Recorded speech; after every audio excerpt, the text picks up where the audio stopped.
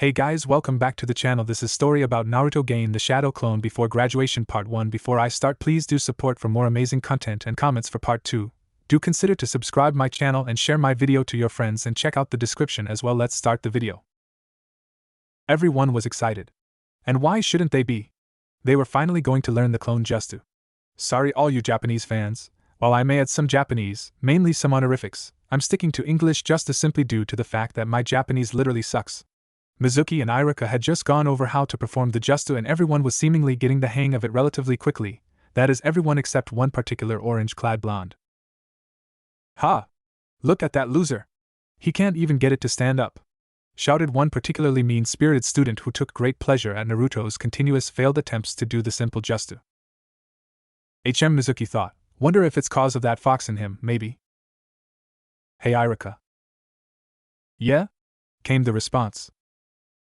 Think maybe Naruto has too much chakra?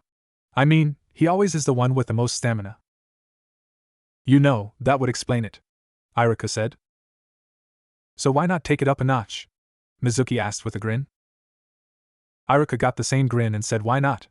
Hey Naruto! Try this instead. And proceeded to show Naruto how to do the Shadow Clone Jutsu. To say that Naruto was ecstatic that he could actually do this Jutsu was an understatement. Then Mizuki, being the good teacher he is, took it even further by explaining to Naruto about the learning ability of shadow clones.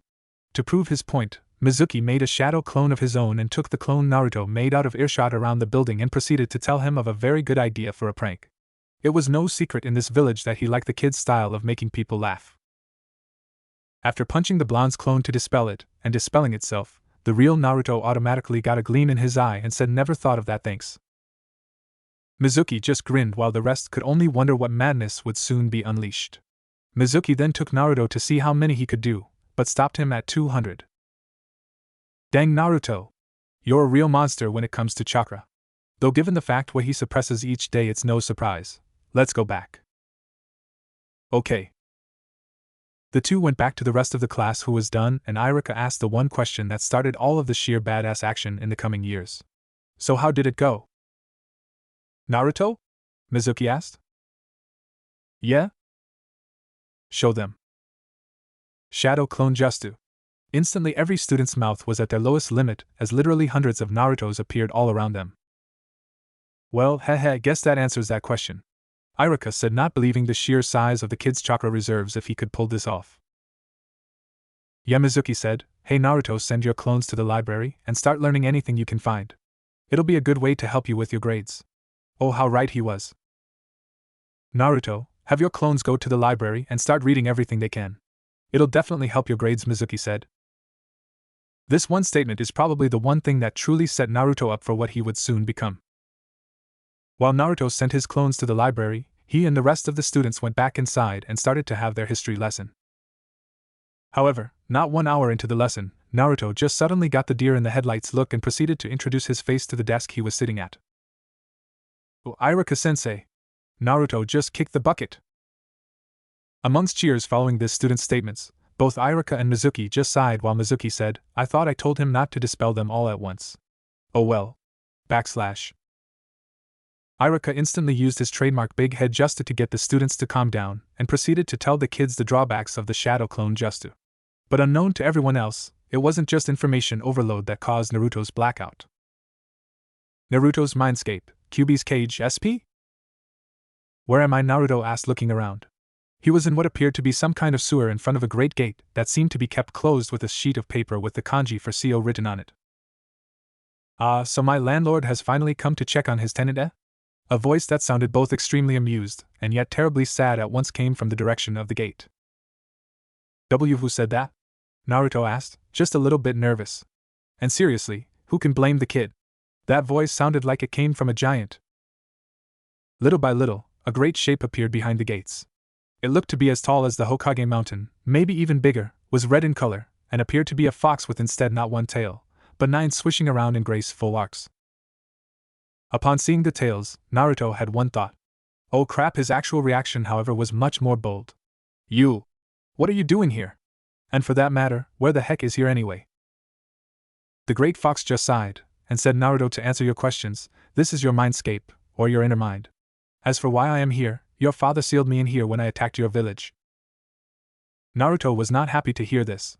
So you're the reason why I'm treated like dirt? Wait, did you say my father? I thought the fourth dash? Naruto's eyes suddenly went bug-eyed and he almost had a heart attack from sheer excitement. Luckily, the fox saw this and said, "Focus, Naruto. And let me explain what happened." Naruto instantly grew quite at the fox's tone. Much better, now let me explain. Yes, your father was the fourth Hokage for this village. However, unlike what the village believes, I did not want to destroy the village back then. Then what were you doing here? I'm getting to that. You see, on that day, I was in my den with my mate and kit. This man, Orochimaru, decided to have the nerve to show up and ask for the way to become immortal. I immediately told him to leave since he was foolish to even think that I would share how I was immortal. He left, but not before slaying my mate, who was still relatively weak from giving birth last year, and my kit, who had yet to obtain the strength to become immortal. In a rage, I went to the Hidden Leaf village to get information on this man since he had worn the village's symbol. I was only going to ask for the man not go on a rampage when I ran into another man, one Madara Uchiha. This man was able to put me under a very strong gin just due to the fact that I was so angry. He then proceeded to order me to attack the village, which I had no choice to do. So you see, Naruto, I had no intention of attacking your village and I truly am sorry for the pain I have caused you. People have said that this explanation is lame, and in truth it may be. However, it does move the story along. After saying this, Kyuubi lowered his head so that he could be as close to Naruto's eye level as possible. He then took a slight breath, ruffling Naruto's hair in the process, and continued. In order to make it up to you, I am willing to become your teacher. Those two from the academy are capable enough. However, they have a whole class to teach. There is also the fact that I can help you a lot with knowledge on Jutsu and chakra control, which, believe me, due to the vast amounts of chakra you have, is a must. I can also give you a summoning contract and access to some of my own chakra. However, if you are going to use it, we must train you so that you can handle it without going on a rampage in the process of tapping into it. To say that Naruto was impressed is an understatement. So what do I have to do? He asked. First, wake up, your teachers are probably worried. When you do, tell them that your roommate talked to you and that you need to have a word with the Hokage. Why not just say I had a conversation with you? And spook the entire class? Good point. Better get going. Back in the classroom. It had been roughly 30 minutes in the outside world when suddenly a light groan could be heard coming from Naruto's spot. Both Mizuki and Iruka were surprised that Naruto had woken up so early, and proceeded, I like that word, don't I, to tell him so. Naruto, you're awake? I would have thought you would have been out till morning at least. Yeah, well, I had a little chat with my roommate. Seems I need to talk with the Hokage after school lets out. Iruka and Mizuki shared a worried glance. Did you just say roommate? Iruka asked, getting nervous. Yes. Naruto replied, doing his absolute best to keep a cool face while on the inside his mind was going all over the place thinking about what the fox had said. Hey sensei. What's the dobe talking about? That doesn't concern you. Naruto, when as soon as class is over, Iruka and I will take you to the Hokage. Yes, Mizuki-sensei. The Hokage was working in his office, doing the bane of all Hokages paperwork. Old joke, I know. When he heard a knocking at the door, he was glad for the interruption. Come in. In walked Naruto, Iruka, and Mizuki, all with serious faces. Oh boy, what did he do this time? The Hokage thought. All right, what did Naruto here do this time? It's not what he did, Hokage-sama, it's what he found out, Iruka said, never once losing that serious face. Oh, Sarutobi thought, this cannot be good. Found out? The old man asked with a raised eyebrow. Sigh, old man, I found about the Kyuubi and who my parents were. The big guy wants to have a word with you inside my mindscape, I think he called it. To say that the Hokage was shocked was an understatement. He had of course planned on telling Naruto about the fox and his parents for sure, but not for around another decade. He was debating whether or not to have Naruto's seal checked to see if it was breaking, but first decided to see what that damned fox wanted. Very well then, Naruto. Iruka, Mizuki, as his teachers and the ones he told you about this, I want you to come as well. Very well, Hokage-sama, Mizuki said, trying to hide his nervousness. After all, they were going to meet with the one creature that was hell-bent on destroying the village around 8 years ago. The Hokage walked over to Naruto and kneeled down to his eye level and placed his hand on Naruto's head. Iruka and Mizuki placed theirs over their leaders. For a brief moment, nothing happened. Then the four's eyes flickered and closed, signifying that they were now in Naruto's mindscape. Naruto's mindscape. The three adults found themselves looking around the mindscape in varying states of confusion. They knew that the mindscape was defined by the person's outlook, but it was also usually along more cheerful places, such as a palace, or a grove of sakura trees. This, though, looked like it was more of a cross between a sewer and a bunker than a place to find inner peace. All three had similar thoughts when they saw this place. My God, what could have made Naruto come up with this place? Iruka thought, noticing a set of pipes running along the walls out the doorway. Wonder why his mind set it up like this. Looks almost like a bunker to go in when an army is coming for you.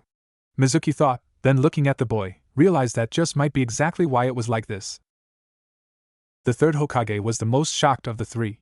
Naruto is normally extremely happy and so full of energy. Is this really what he feels like most of the time? Naruto wasn't that surprised, considering he didn't know about how a mindscape normally looks like or how it reflected what was truly going on in his mind. He was more interested in the cage where the giant fox was looking out at the group. Ah, so you finally came. The three adults spun around, looked at the fox's feet, and slowly raised their heads to see the fox beginning to grin at all of them. Needless to say, all three were getting extremely nervous, even if on a subconscious level for the Hokage. While he had absolute faith in Minato's sealing skills, the fact that the fox had talked to Naruto so soon concerned him. The two teachers were much more nervous, considering they were in front of the creature that did its best to wipe the hidden leaf village of the map. Yes, we came. Naruto said that you wished to speak to me. Sarutobi said, wondering just what this was about exactly. That is correct. You see, I would like to teach the young kid here a few things. Oh, and why, might I ask, would a 100-foot-tall demon fox want to train a small 8-year-old boy? The old man asked, getting ready to get them all out of there as fast as he could if things turned sour. The great demon lord sighed, because it is my fault for why those idiots you have sworn to protect are constantly abusing the child. If I had been in more control of my emotions, this never would have happened. Besides, I have grown quite fond of the kid. Iruka and Mizuki were watching this, trying to figure out what the fox meant by emotions and teaching, when Sarutobi spoke again. What do you mean by more control of emotions? And how do I know you won't use this as a means to escape? The fox just laughed, and then said, trust me, old man, if I wanted to, I could have escaped any time I wanted to. Your predecessor was aware of what was going on that night, or at least on a small level. Therefore he made it so that I could interact with the kid a lot easier than most so-called tailed beasts with their containers. As for the emotions, well, why don't I give a demonstration first before I explain? Right after he said that, Kyubi no Kitsune, demon lord of the foxes, did two things that would forever shock the four humans. Right off the bat, he started shrinking at a tremendous rate, quickly turning from a 100-foot-tall fox into one closer to the height of the Hokage's waist. But it didn't stop there. While the fox kept shrinking, it started to turn into a human as well. One that was just as tall as Sarutobi, and looking just as old. Think the manifestation form of Ichigo's sword in Bleach, only no wrapping over either of the eyes. But this wasn't the only thing that shocked the group. Right after he finished changing, red chakra suddenly shot out of his body and started to form a very large cloud towards the back of the cage. After it left, the man stepped straight through the bars, causing all three of the men to get in front of Naruto, keeping him behind them. Don't worry, your Hokage definitely knew his seals. He made it so that either my chakra or my human form could go through the seal, but not both at the same time. The adults didn't know what to think. Not only did the fox just turn into a human, but he just walked straight through the seal without a single problem. Naruto was just as surprised. Cool. How come you didn't do that the first time? He asked. The fox knelt down, getting closer to Naruto's level. Chuckles, because there was no reason to, kit. A moment later, the Hokage was finally able to get over his initial shock of how the demon was able to leave the cage like that. You said you were going to explain about that night? The demon nodded and proceeded to explain how Orochimaru had come to his cave and demanded to know how to become immortal, and afterwards how he killed his family. How afterwards he followed him to get revenge, and finally how he ended up getting trapped in Madara Uchiha's Genjutsu. It took a while for the Hokage to absorb all this and to fully trust the demon lord, but eventually agreed to let the fox train Naruto. The key factor was the fact that the old man could tell that the fox saw the kid as his own, in spirit if not blood. After hammering out all the details, the four left the mindscape with a lot to think about. Hokage's office. For a moment, the office remained completely silent until at once all four occupants snapped their eyes open and took a big breath almost exactly together. The Hokage, just like with their meeting a few moments ago, was the first to speak. Well, Naruto, looks like you're going to have your hands full for the next few years. Yeah. Naruto was thinking about what had happened inside the one area that most people do not want people at, their minds. Mizuki, guessing at what the young blonde was thinking about, decided to get the kid's mind back to the outside world. Come on, Naruto, let's get something to eat at Ichiraku's. If that don't get him, nothing will. Okay. Well, it's better than nothing, Mizuki thought. Hey Iruka, I still want to see how many clones Naruto can make. Considering that he is probably going to be learning a lot from now on, it would be a good idea to see how many he's capable of. He can have a shadow clone in class so that way he doesn't miss anything. Sounds good to me. Just try not to overdo it with him, Iruka said, thinking that if he knew anything about Naruto, then Mizuki would be in for quite a day tomorrow. Don't worry, I won't. With that, the meeting was pretty much over, and Naruto, Mizuki, and Iruka left. The next day, Forest of Death. Mizuki had gone to Naruto's apartment early the next morning in order to make sure he remembered about the test of how many clones he could make. Naruto was at first a little groggy but soon woke up, and upon leaving, sent a shadow clone to the academy to make sure he didn't miss anything from Iruka's class. Afterwards, the student and teacher pair went to the one place that Mizuki knew they would not be interrupted. The Forest of Death. Alright Naruto, let's see how many we can get. I know you can get at least 200, so let's start there, and then start adding to the number. Naruto nodded, and put his hand into the proper hand sign and said Shadow Clone Jutsu. The pair were instantly surrounded by 200 clones. Mizuki nodded and then continued. Alright Naruto, let's get started. Here's what I want you to do, you're going to be doing a sort of breathing exercise. I want you to breathe out as much as you can, then inhale as much as you can. Each time you do a cycle of this, I want you to create 50 clones until you feel like you can't keep making them. Think you can do that? Naruto nodded and started doing the exercise and creating clones in between each breath. It wasn't long until the 200 clones quickly turned into 2,000. Mizuki put a stop to it when it quickly became apparent that Naruto would have no trouble if he got in a fight due to the fact that he obviously could call on a virtual army whenever he need to. Mizuki then had Naruto start dispelling the clones in groups of increasing number to get him used to the effects. When the first batch of clones dispersed, one particular clone a few miles away had one thing to say. Academy, Iruka's classroom. Holy shit. Naruto. I do not see how us learning about the history of this village requires that language. Would you mind telling us what does? Mizuki asked with a vein throbbing on his forehead. The clone just shook his head and said, Boss just summoned somewhere around 2,000 clones. The entire class was stunned at this. Iruka was the first to get over his shock and said, well, at least he won't have any trouble in fights. He'll just overwhelm them with sheer numbers. Back in the Forest of Death. It took a while, but soon Naruto only had around 20 clones left around him and Mizuki. Alright Naruto, it's time to get serious. Up until now, we were just seeing how many clones you could make and getting you used to the information they send. While it's true that them just standing around isn't much info to get back, it is information nonetheless and on a very big scale as well due to numbers. What we are going to do now is a more conservative method of using them. I'm going to explain the tree climbing exercise to you, and you'll have half of your clones work on that. After that, I'm going to go over some taijutsu with the rest, and they'll work on that. As for you yourself, we'll be working on your physical self with some exercises since clones don't transfer physical developments. Naruto nodded, and with that, the student-teacher pair quickly got to work. Naruto and Mizuki spent most of the day doing laps along the fence surrounding the forest, stopping only for short resting breaks and lunch. They did not stop until Naruto suddenly got memories from the clones sent to the academy showing that the academy was over for the day and that the clone had dispelled itself. When that happened, Mizuki told Naruto to dispel the rest of his clones one at a time, doing the same to dispel them as he did to bring them out using the breathing exercise. Naruto was glad he took Mizuki's advice since because the clones had been going at it non-stop, they had a lot of information to be downloaded. Mizuki assured Naruto that over time he would be able to absorb more at a lot faster pace. After that day, for the rest of his academy years, Naruto would always send a clone to the academy so that he could get in more physical training while he had more clones constantly working on just the knowledge and chakra control. But it wasn't just training in the outside world that Naruto did, but also inner mind training as well. Every weekend, when the academy wasn't in session, Naruto would be in his inner mind almost constantly being taught by the Kyuubi. It wasn't long before the fox gave Naruto the summoning contract and had him introduced to most of the foxes, even going to the point where he was reverse summoned to the mountain where the foxes lived for a whole summer to be able to get to know all of the foxes better so that way he could work with them effortlessly. 1 year later, and Naruto was one of the strongest ninja ranked Chunin and below. Not only was his chakra control one of the best out there, but due to all of the training he was able to do thanks to having a clone substitute for him in the classes, he was physically the strongest out of his class. And it didn't stop there. With the knowledge of his father's nickname, Naruto not only focused on strength, but speed as well.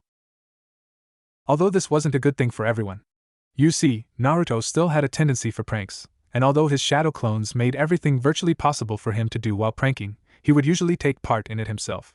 Once the population became aware of what he would do, people would always chase him, but he would usually be able to outrun and outhide everyone. Well, everyone except Iruka, but Naruto really allowed Iruka to catch him. Mizuki of course knew this and at one point asked Naruto why he actually allowed himself to be caught by his other teacher.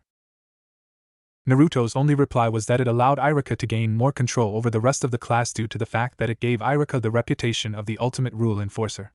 Mizuki could only shake his head at this while chuckling. As for Mizuki, he tended to keep giving Naruto subtle hints at pranking ideas much to everyone else's chagrin, and soon he and Naruto were on just as good terms as Naruto and Iruka were. When it came time for the final exams, absolutely no one in the class had any doubts about how Naruto would do. The academy, day of the final exams. All of the students were in the classroom going about their normal business, which in their case was mostly talking with their classmates. The main topic of the day was about the exams and how well they were going to do. Some decided not to join in, such as Niji, Lee, Ten, who were busy figuring out who their sensei was. Lee had some idea and was hoping that he was right. Another person who didn't join in on any conversations was Naruto, who was thinking about who he would be teamed up with when the exam was over. He had a pretty good idea since there had been 2 people in the last couple of years who he was able to get along with marginally well. They were Mato and Hiza. Mato and Hiza were a couple of students who, like Naruto, didn't like how people would form ideas about people without getting all the facts. Both also put their studies first, which Naruto really appreciated since in his opinion, those who became ninjas just impress someone was not worth the time and effort it took to train them. If there was one thing Naruto could not stand, it was fangirls/boys. Mato and Hiza were also 2 of the few people who could work well with Naruto since they did their best to get to know the blonde, and the 2 would sometimes join him after the academy sessions were over to train, which led them to become good friends. This showed when they took teamwork tests together, ending with that group getting one of the highest scores, second only to Niji, Lee, and Ten in that department. Soon, both Mizuki and Iruka came in through the door and proceeded to try and get the class to quiet down. After about 15 seconds, Iruka got fed up waiting and decided to use his favorite Jutsu to get their attention. His patented big head Jutsu. Shut up and pay attention. Needless to say, everyone did what they were told while Mizuki and Naruto shared a glance and both chuckled. Iruka then went on to explain how the final exam would be set up into 3 parts.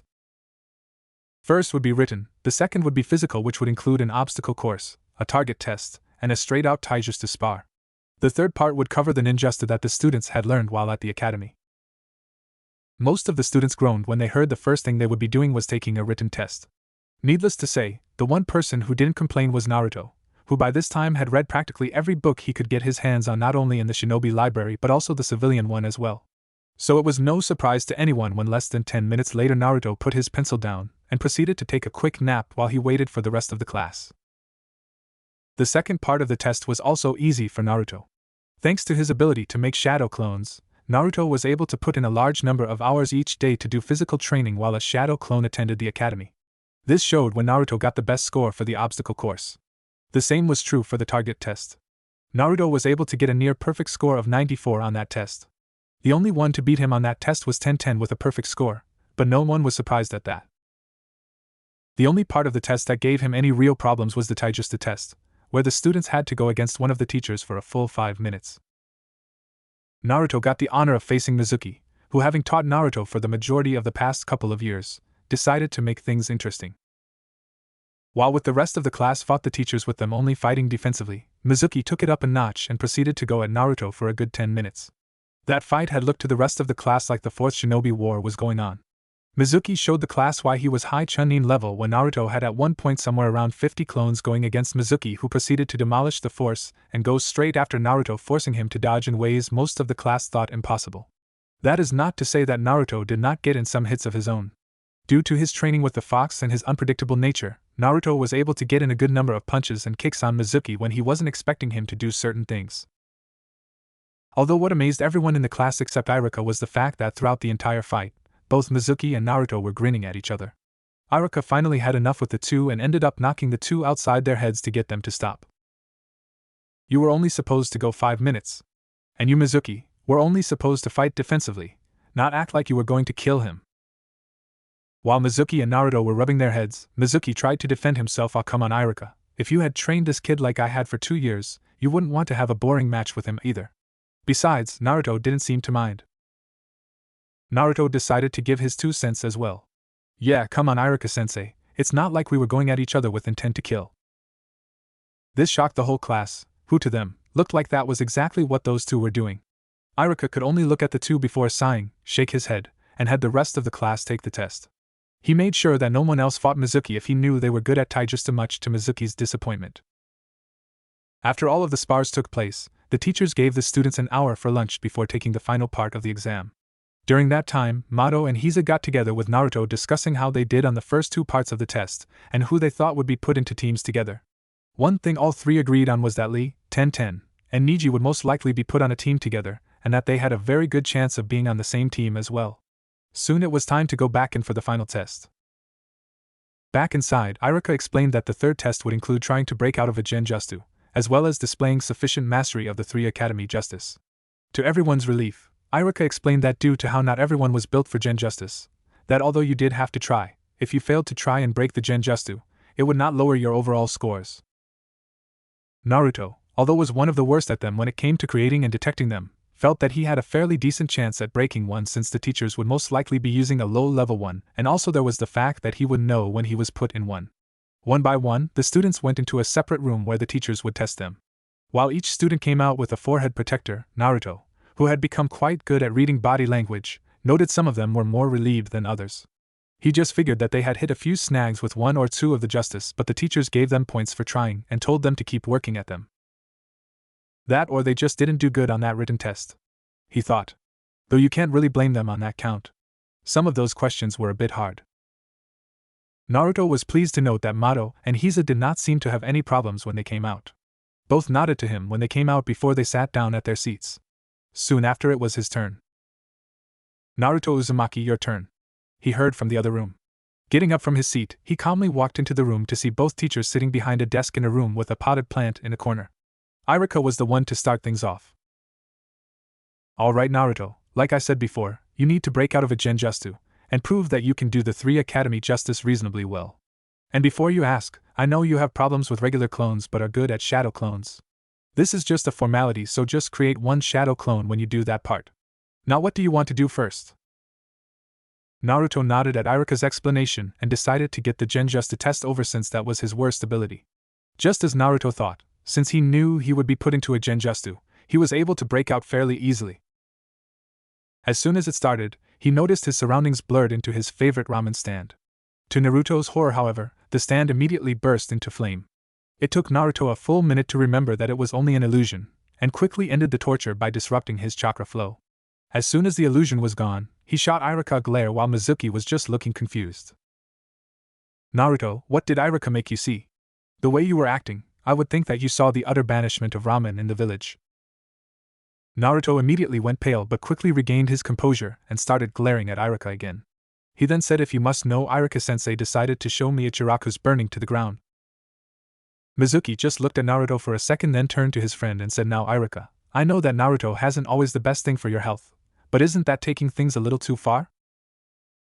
Iruka could only chuckle a little while sweat dropping a little at the combined stares of the other 2 occupants in the room. "I figured it would be a good motivator to break the jutsu," he said, looking at Naruto like he was a tiger about to pounce. Mizuki smirked and said, "Well, congratulations. You definitely got him motivated. Alright, Naruto, let's get back to the test. You can worry about how to get back at Iruka later." Naruto got an evil gleam to his eye when Mizuki talked about getting even with Iruka, which said teacher did not like one bit. "I am so screwed. I don't even want to think about what that kid might do to me, and I bet $100 that Mizuki plans on helping him." Naruto nodded to Mizuki and said, "Sure thing, Mizuki-sensei." Naruto proceeded to henge into the Hokage before replacing himself with the potted plant. After that it was simply just a formality when Naruto formed the familiar cross sign and said Shadow Clone Jutsu and had one appeared. Mizuki and Iruka congratulated Naruto on a job well done and told him to get a headband, which he gladly did and replaced the goggles he was wearing with his. Walking out, he nodded to his two friends, which they returned before he went back to his seat. As soon as he got to his seat, Mizuki and Iruka came back in and Iruka started a speech about how they were now full-fledged ninja now and what missions to expect. During this whole time, Iruka not once would look directly at Naruto, which he and Mizuki thought was hilarious, with the rest of the class wondering just what exactly happened in there. Iruka finished up telling the class that they had the rest of the week off and to be back at 7 a.m. on Monday to meet their teachers. After that, everyone filed out of the classroom, until only Naruto and the teachers were there. Mizuki and Iruka decided to treat Naruto to Ichirakus to congratulate him on a job well done. And although Naruto would never admit it, he was glad for an excuse to go make sure that his favorite restaurant hadn't burned to the ground. While they were there, Iruka was talking about how Naruto's shadow clones would continue to give Naruto an advantage over his classmates, especially when it came to the dreaded D-rank missions. You know, Naruto, you're lucky that you have shadow clones. They will be a big help when you start doing those D-ranks. Really? Why is that, Iruka-sensei? I thought you guys had said that they were just minor chores like painting a fence or walking dogs. Small things like that. Mizuki saw where his friend was getting at and decided to answer for him. That's true, Naruto, but think about it. With your ability to make so many clones, it will take practically no time to paint a fence if you have 50 or more clones working at the same time. Naruto instantly saw where Mizuki was coming from and nodded, showing how he understood. The rest of the evening was spent making small talk until Iruka had to leave, saying that he had to get all of the student reports ready for the Jounin team leaders and Hokage to go over. Mizuki decided with Iruka gone, now was the best time for him to give Naruto one final idea for a prank. Particularly a prank against one Chunin with a scar over his nose. Leaning over, he began whispering to Naruto, who once he started to hear, couldn't help a smirk start to form. By the end of it, he was trying, and failing, not to laugh. After a moment he fell off his stool onto the floor, holding on to his stomach. He was laughing so hard. The owner's daughter, could only wonder what one of Naruto's teachers had suggested he do, and hope that the victim wouldn't be in too bad a shape afterwards. It was roughly an hour later when Iruka finally got back to his apartment. Turning the key in the lock, Iruka was prepared for a prank such as a pressure-triggered eraser catapult, or swinging paint bomb on a rope. But sadly, this was not to be. When he opened his door, he immediately jumped back, thinking one of those two things would happen. When neither did, he started to think that Naruto might try something tomorrow and slowly went into his house. However, as soon as he got halfway through his living room, he started to feel real nervous, and thinking it would probably be better to play it safe and spend the night at a hotel and get Umbu to help him in the morning, started to cautiously back out of the room, constantly searching his surroundings when all hell broke loose. All of a sudden, paintballs were launched from all angles, turning Iruka into a living tie-dye artwork piece. Thinking that was the extent of the prank and seriously needing a shower after the barrage, Iruka went to the shower, stripped his painted clothes and got in.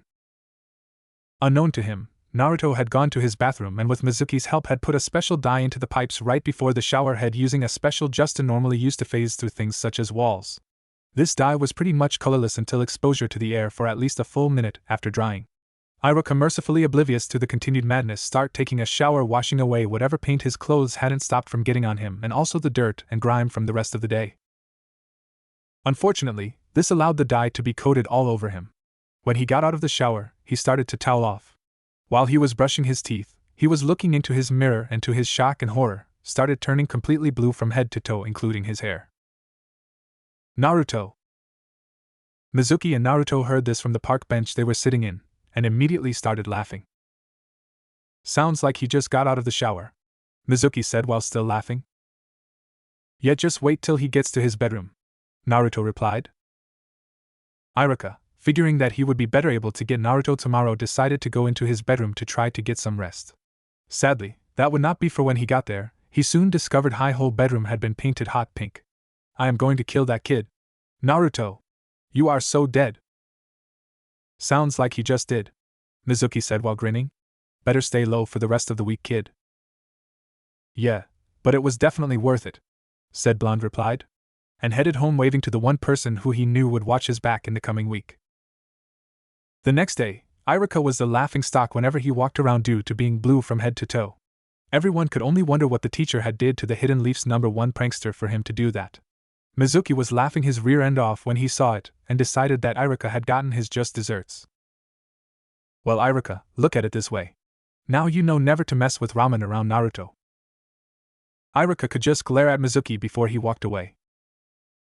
Hidden Leaf Village Academy, Day of Team Formation. Now, Naruto prides himself on not being stupid. Therefore, after he pulled off his Smafife prank on Iruka, he decided to hang low for the next week. When he needed groceries, he would go out in a henge just in case he came across his now blue sensei. It was quite interesting hearing how people reacted to the prank. Some were wondering how he did it. Some of the rumors stated that he was able to get Iruka to fall in a tank of blue dye. Others were just downright nutty. Everyone agreed on one thing though. Whatever Iruka did to deserve this prank, they would do well not to do the same around the blonde. It had been 1 week since Naruto's claim of dominance over any and all school teachers. When he walked through the academy, all of the teachers except Mizuki were looking at him like he was a tiger getting ready to pounce on them all. Needless to say, all of the students found this hilarious and were congratulating Naruto. Some of the students who felt like making a show of things actually bowed to him. Now, most would think this would get to Naruto's head. And to a small extent, it did. But he just took it all in stride as he made it to his classroom with one thought. Definitely worth it. Reaching his classroom, he received similar treatment, and got a couple of high fives from some of the students on his way to his seat. However, some of the students didn't really care for the blonde's actions and resulting attention. The head of this group was one Niji Hyuga. Only a failure such as yourself would go to such lengths for attention. The Hyuga spat while standing over Naruto's desk. The blonde didn't let the Hyuga get to him, he was having too good a day right now. Of course, that didn't keep the kid from replying. Failure, huh? Correct me if I'm wrong, Niji, but doesn't the two facts that I am here today and that I now have a headband mean that I am not a failure? And just be glad I don't decided to do something similar to you and possibly your whole clan for that little comment of yours. The class is suddenly quiet. Many of the students were now wondering if Naruto would do what he just said he would. You wouldn't dare, Niji said with killer intent starting to rise. Oh yeah? Watch me. Trust me, I could get into your compound and out before anyone knew what happened. And even if I do get caught, you know I can outrun anyone in this village, be it sheer speed or stamina. Or have you forgotten that only Iruka-sensei can catch me, and even he knows that I let him? The Hyuga was spared having to comment on that when Iruka came in and had everyone sit down. He then looked at Naruto, and the whole class started to wonder just what would happen to their favorite prankster. A little over the top, don't you think, Naruto? Iruka asked, looking the blonde straight in the eye. I could say the same to you, Iruka-sensei. Now you know never to use such a genjutsu ever again, said blonde returned.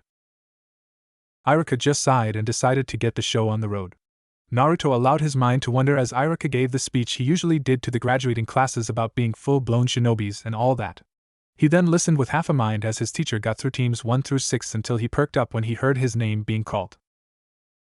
Team 7 will consist of Naruto Uzumaki, Mato Herzen, made up on the fly just now and most likely never to be used again in this story, and Hizutano, again made up just now. Your Jounin sensei will be Hatake Kakashi. All 3 members were glad to be on the same team like they thought they would.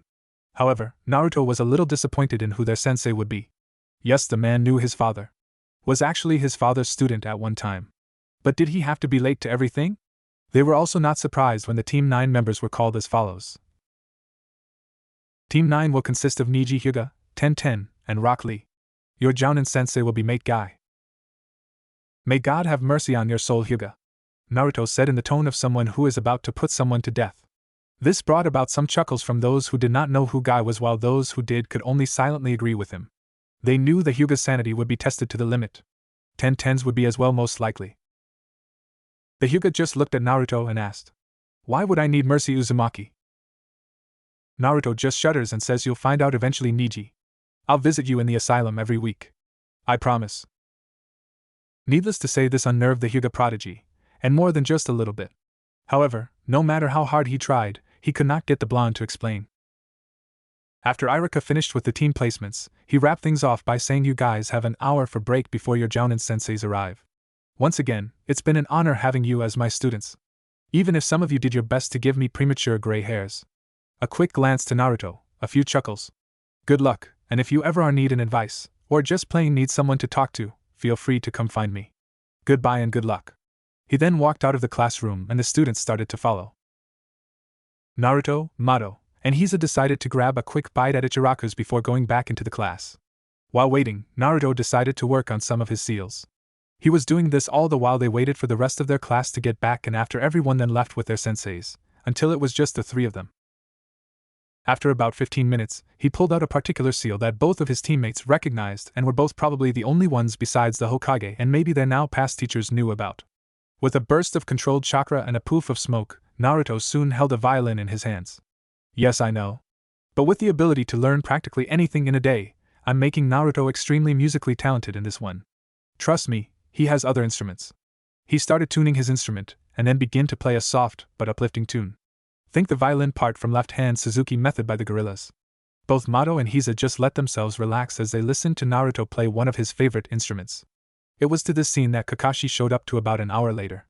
Standing outside the door to the classroom with the door still closed, Kakashi listened to the music and was surprised to find that whoever was playing seemed quite good at the instrument.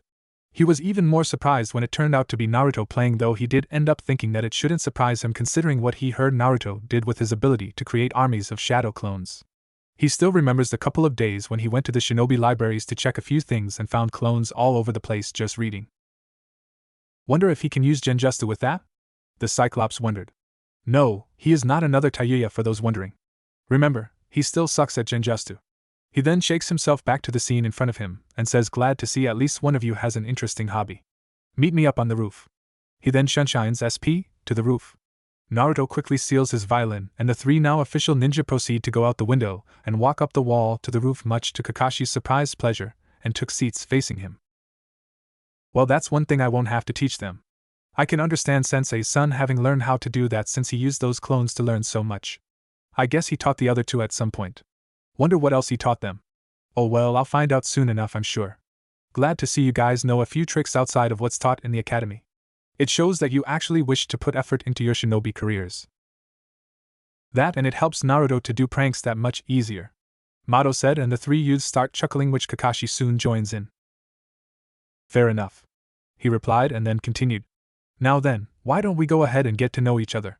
Say your name, what you like, what you dislike, hobbies and dreams. Hiza spoke first. Sensei, why don't you go first? After all, we pretty much know each other, but we don't know much about you. What? Did you think she was like Sakura? Sorry folks, this Kunoichi actually is more than just book smart. Oh me? My name is Hatake Kakashi. I'm the kind of person who doesn't feel like talking about his likes and dislikes. My dreams for the future are none of your business, but anyway, I have lots of hobbies.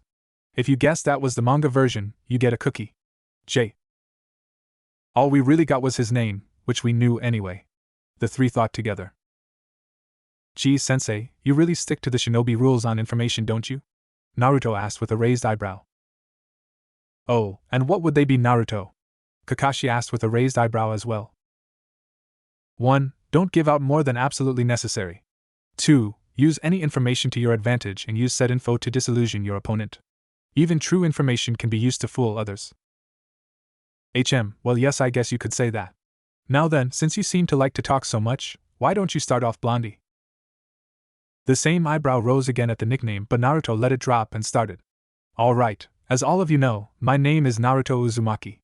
As for my likes, I like to train, sometimes with my friends, pull pranks, and just generally have fun with my friends. Oh, and the occasional meal of ramen.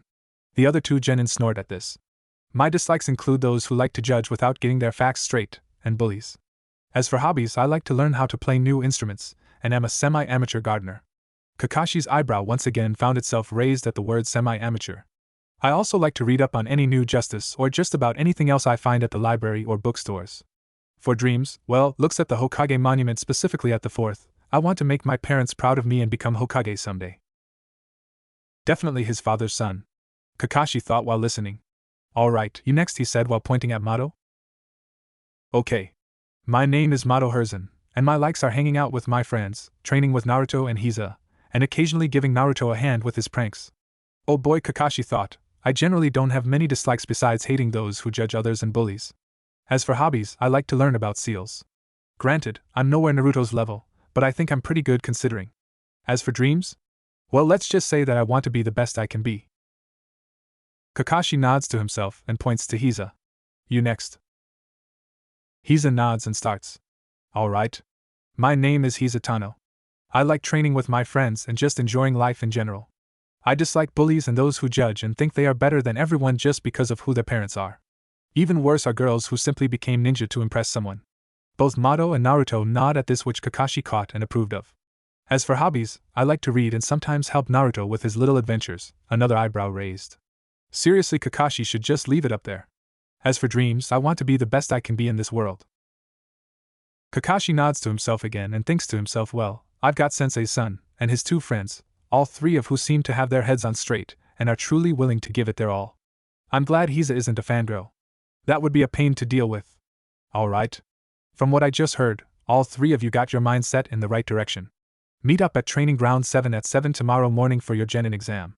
3, 2, 1.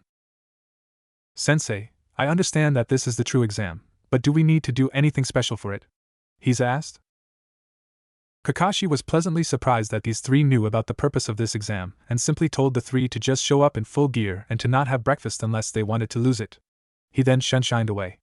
Naruto and the others decided to head to the Akimichi barbecue restaurant to discuss possible battle formations for the exam. After an hour, they agreed that while the strategies they came up with were good ones, they would have to wait till tomorrow to know which, if any, they would have to use. They then split off to get ready in their own ways. Naruto decided it would be a good idea to have a talk with his new sensei and proceeded to look for him.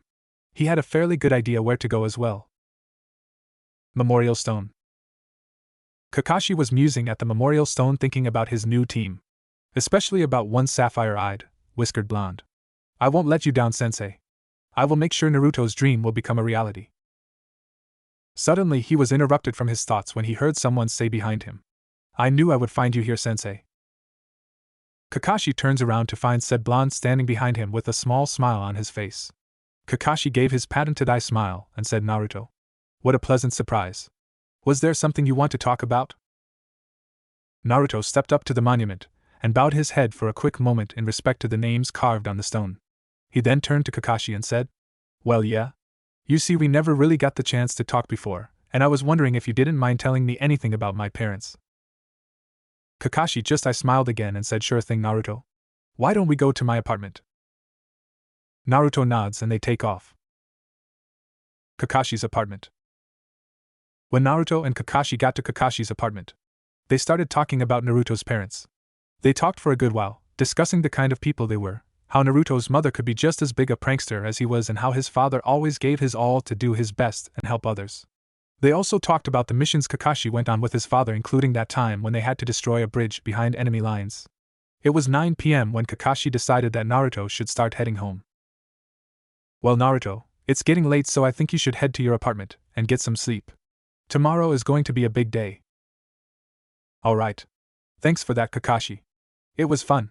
Good night. Anytime, Naruto. Good night.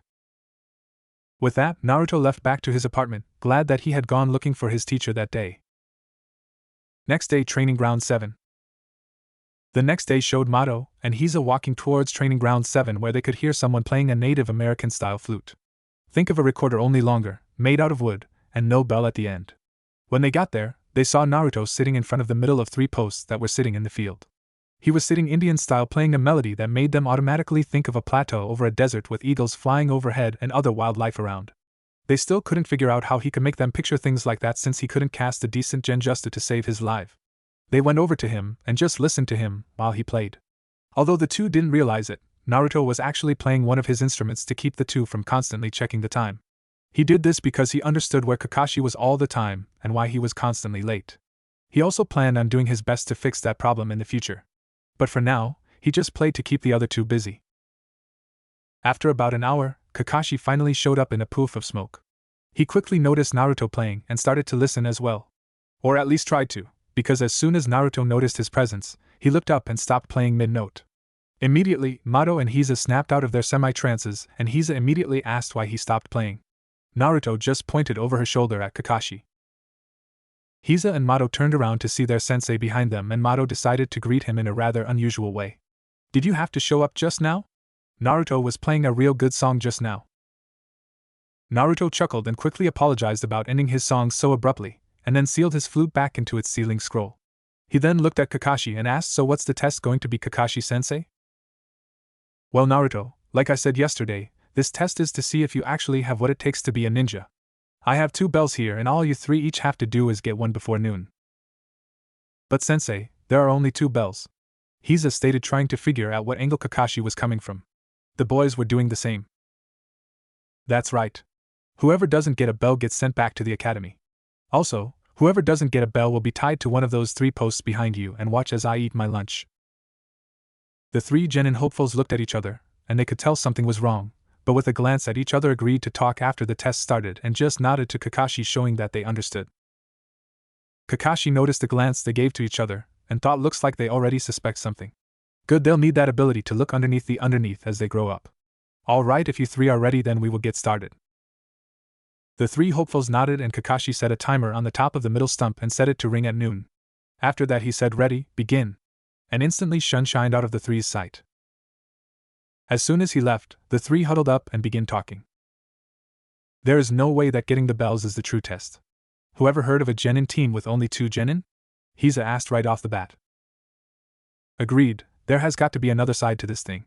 Mato agreed, thinking that he might have an idea about what was going on.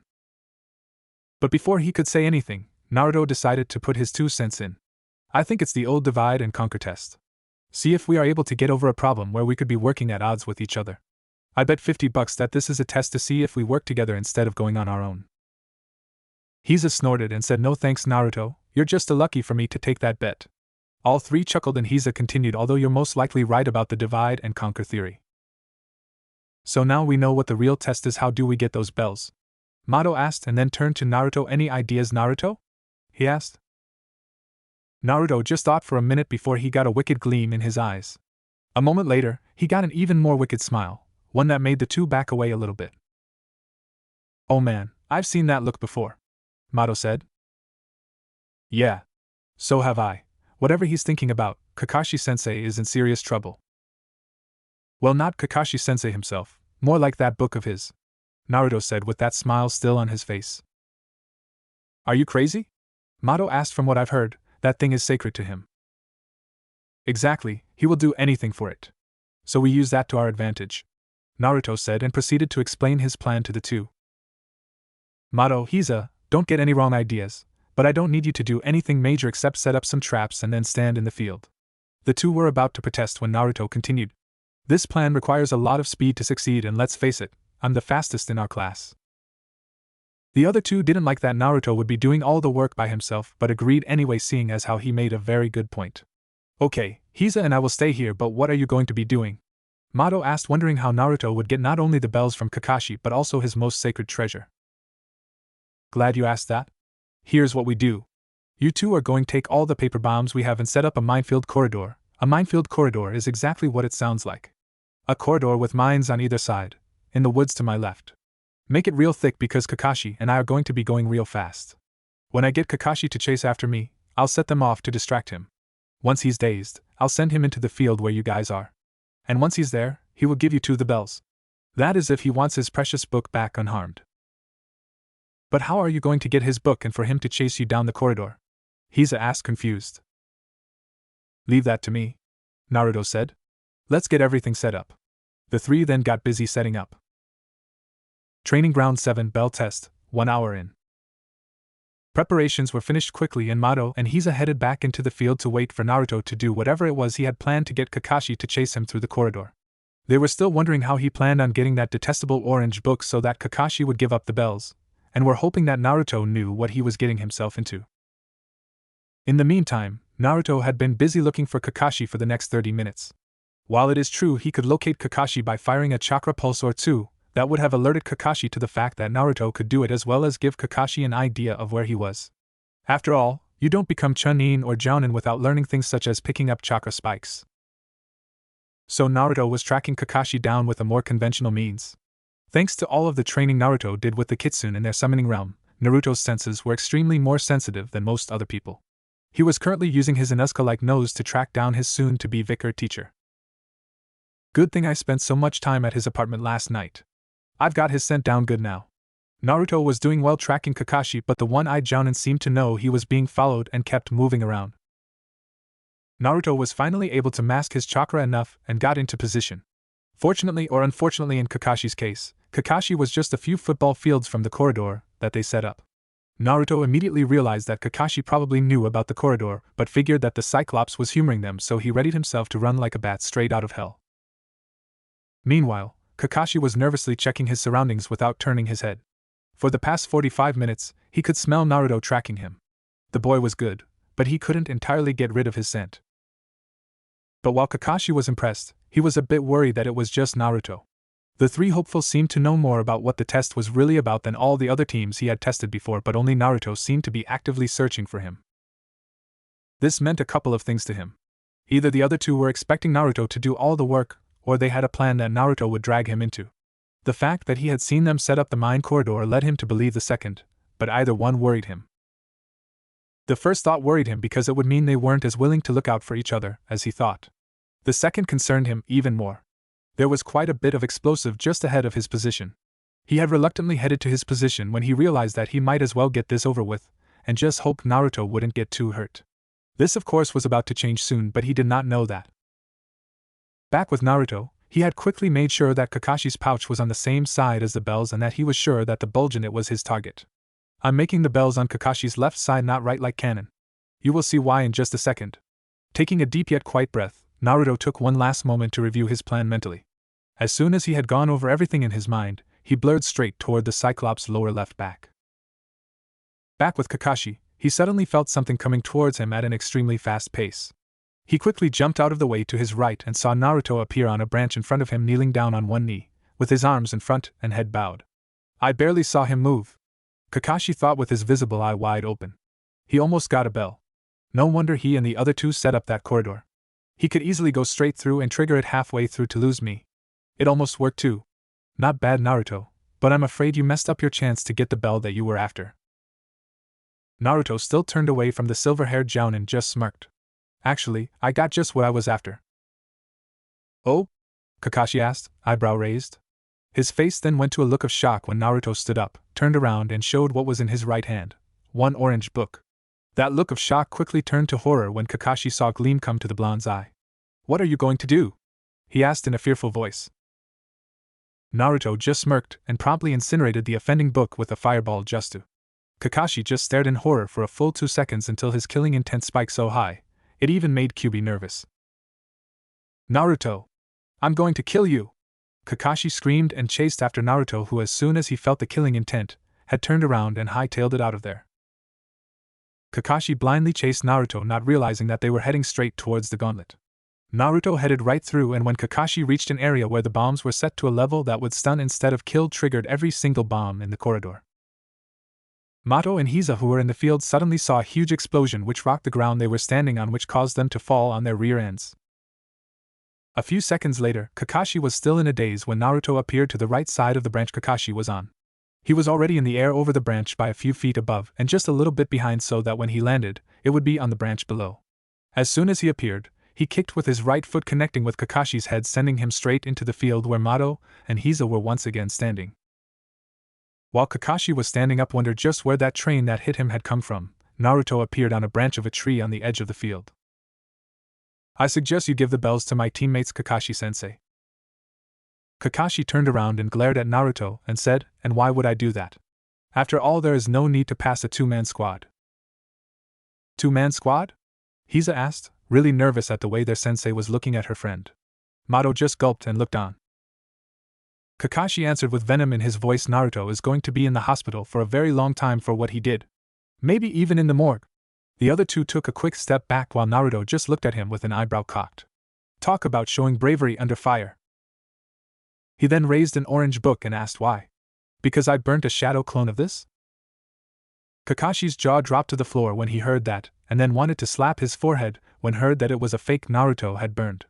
He instantly became afraid again, however, when Naruto flicked his closed right fist open, and upon opening it caused a ball of flame to appear in it. Remember, Naruto has had a long time to use shadow clones, so he has basic control over all of the elements. He is obviously best at wind, but since wind powers fire, he is almost just as good with it. Naruto gave Kakashi a chance right then and there. Give Mato and Hiza the bells or I burn it for real. Kakashi quickly unhooked the bells from his belt and tossed them to the other two hopefuls, and then said in a voice that made the others' sweat drop. There. They have the bells. Now please give me back my precious. Naruto once again raised his right eyebrow and tossed the book to the Cyclops, who immediately treated the thing like some kind of child. There, I won't let anything bad happen to you. I promise. Mato and Hiza looked shocked as Naruto just shook his head and dropped down to the ground, and then walked over to the others. Mato was the first of the two to get back to his senses and asked, "So I guess we passed, right?" Kakashi too got back to business and said, "Yes, you all passed, but..." At this he turned to Naruto. "If you even think about doing that again, I will send you to the hospital for a year, even with that accelerated healing ability of yours." Naruto just nodded and Kakashi continued, "That being said, you guys came up with a good plan. Naruto got me in such a furious state I completely forgot about the corridor when I chased him.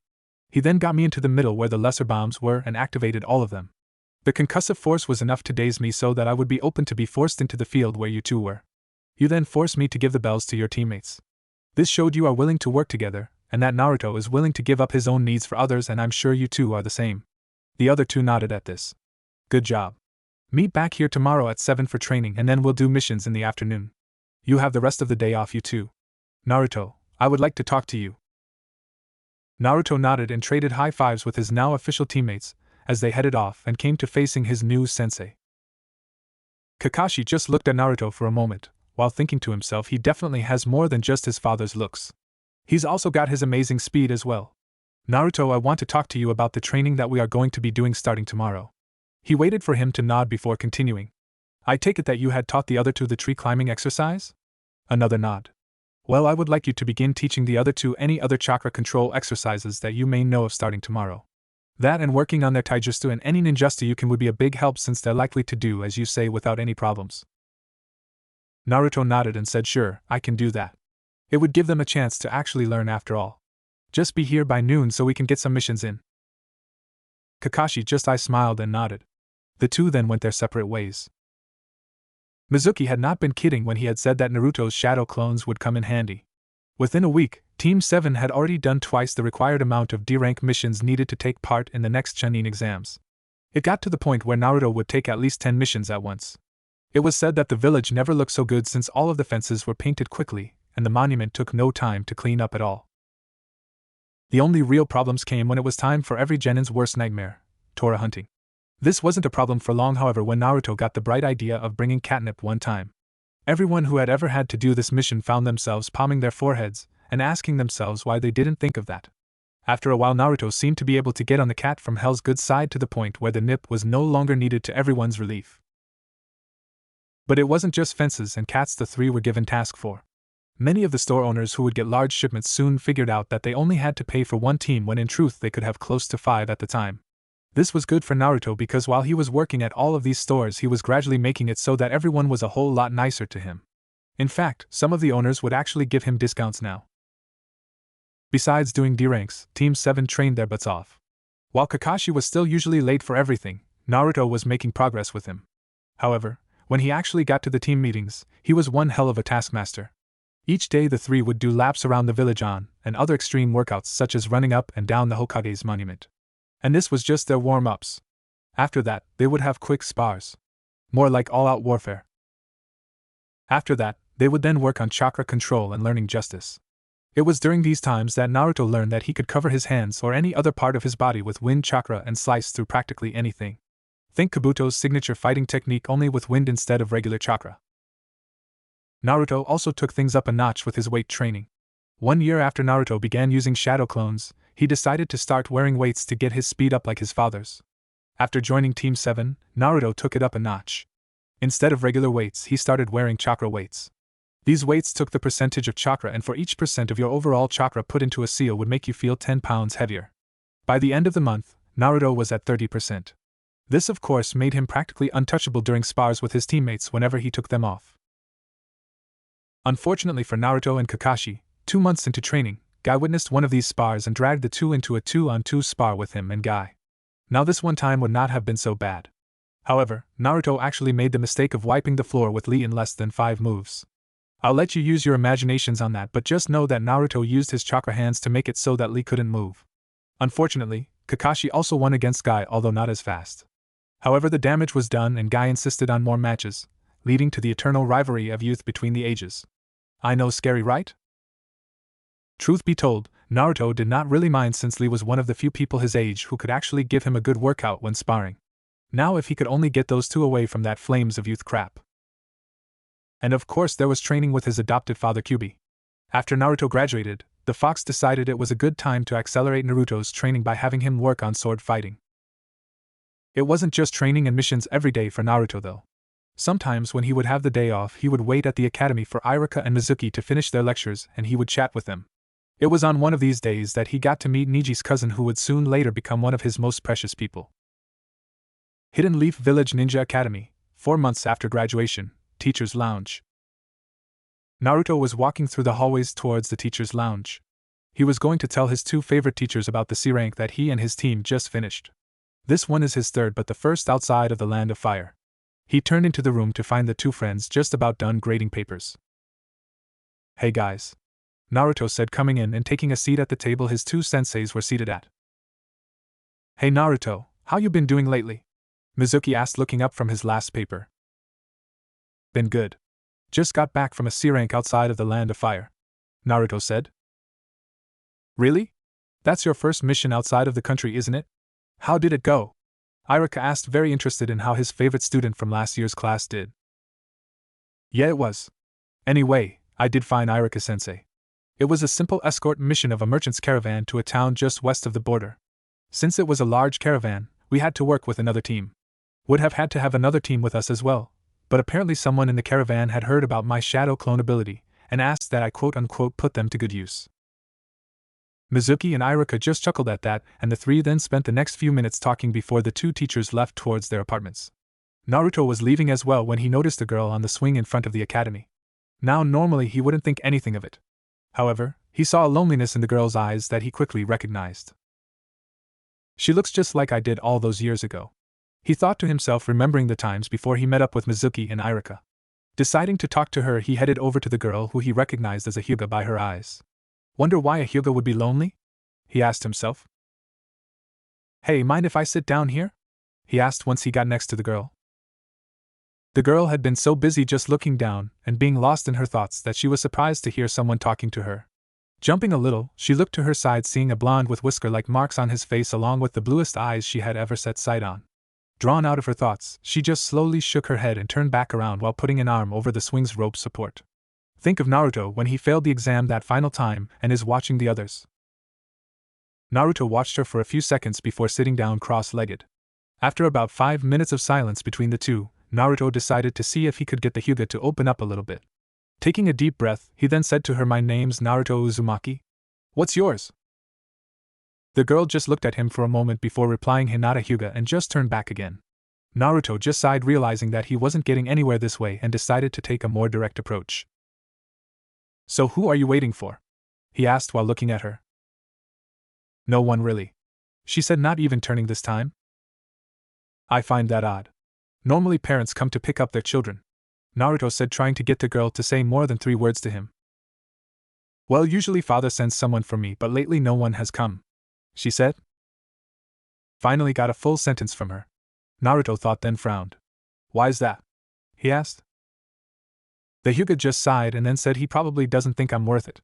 No matter what I do, it just doesn't seem to be good enough. He seems to think my younger sister can do everything better than I can. "I'm sure he doesn't think that," Naruto said, trying to cheer her up. "But he does. Ever since my mother died giving birth to my sister, he's been nothing but cold and heartless to me and my sister. But more so to me," she said sadly. Before Naruto could say anything though, she continued. "It's not just him either. The whole council thinks I'm good for nothing and weak. And why shouldn't they? I can't seem to do anything right, and it's never good enough for my father." Naruto just got pissed at this. For years people had called him a failure, telling him that he couldn't do anything right. Getting up, he went in front of the girl and placed a finger under her chin, tilting her head up, making her look him in the eye. "Listen, Hinata, and listen well. You cannot let what those people tell you get to you." But the girl started. "No buts. The only one who can call yourself a failure is yourself, and from what I can see, you are not one. Just someone who is lacking confidence. Believe me, I know what it is like to be called a failure. Hell, I've been called even worse. But I didn't let those idiots get to me, and I grew stronger because of it. Yeah, it took a lot of work, but I kept at it. All you have to do is just keep going." All this time he looked into her eyes, not blinking once. Hinata just nodded to him, but was thrilled on the inside with what she was hearing. Here was someone who didn't think that she was a failure. Someone who had been through the same thing she was right now and had gotten through it. She was even more thrilled when she heard what he said next. If these fools think you're weak, then all you have to do is show them they're wrong. All you have to do is get stronger. I know you can, and if you want, I can help. Hinata couldn't believe her ears. Here was the same person who had been through the same things she had and was willing to help her. Looking into his eyes, she asked, "You really mean it? You'll really help me?" Naruto just nodded and said yes. "If you want me to." Hinata nodded and he continued. "Me and my team just finished a C rank today, so I don't think we will be doing any missions again tomorrow. Let me ask my sensei, and if we aren't, then we'll get started then. I'll be waiting here if I don't have any." Hinata just nodded and Naruto said goodbye before leaving to find Kakashi. Not surprisingly, he found his perverted teacher buying the newest volume of that hated orange book at the bookstore. Figures, he thought before walking up to him. "Hey Kakashi-sensei, can I talk to you?" Kakashi just turned around and, noticing the look on his sensei's son's face, nodded. The two left the bookstore and Kakashi asked what Naruto wanted to talk about. Naruto explained what happened by the swing and asked if they had any missions planned for tomorrow so that he could see if he could train the Hyuga. Kakashi listened and then told him that he was just planning on having them do a few D ranks in training and that he had no problems with Naruto teaching her. He actually said to use training ground 7 and that if he need any help to just ask. Naruto thanked him and took off towards his house, wondering what he should help his new friend with first. Next day, tree swing outside of academy. Hinata came out of the academy and immediately perked up when she saw Naruto leaning against the tree. When Naruto caught sight of her, he waved to her and headed towards her. When he got close, he jerked his head towards the exit, and when Hinata nodded to him, the two left together.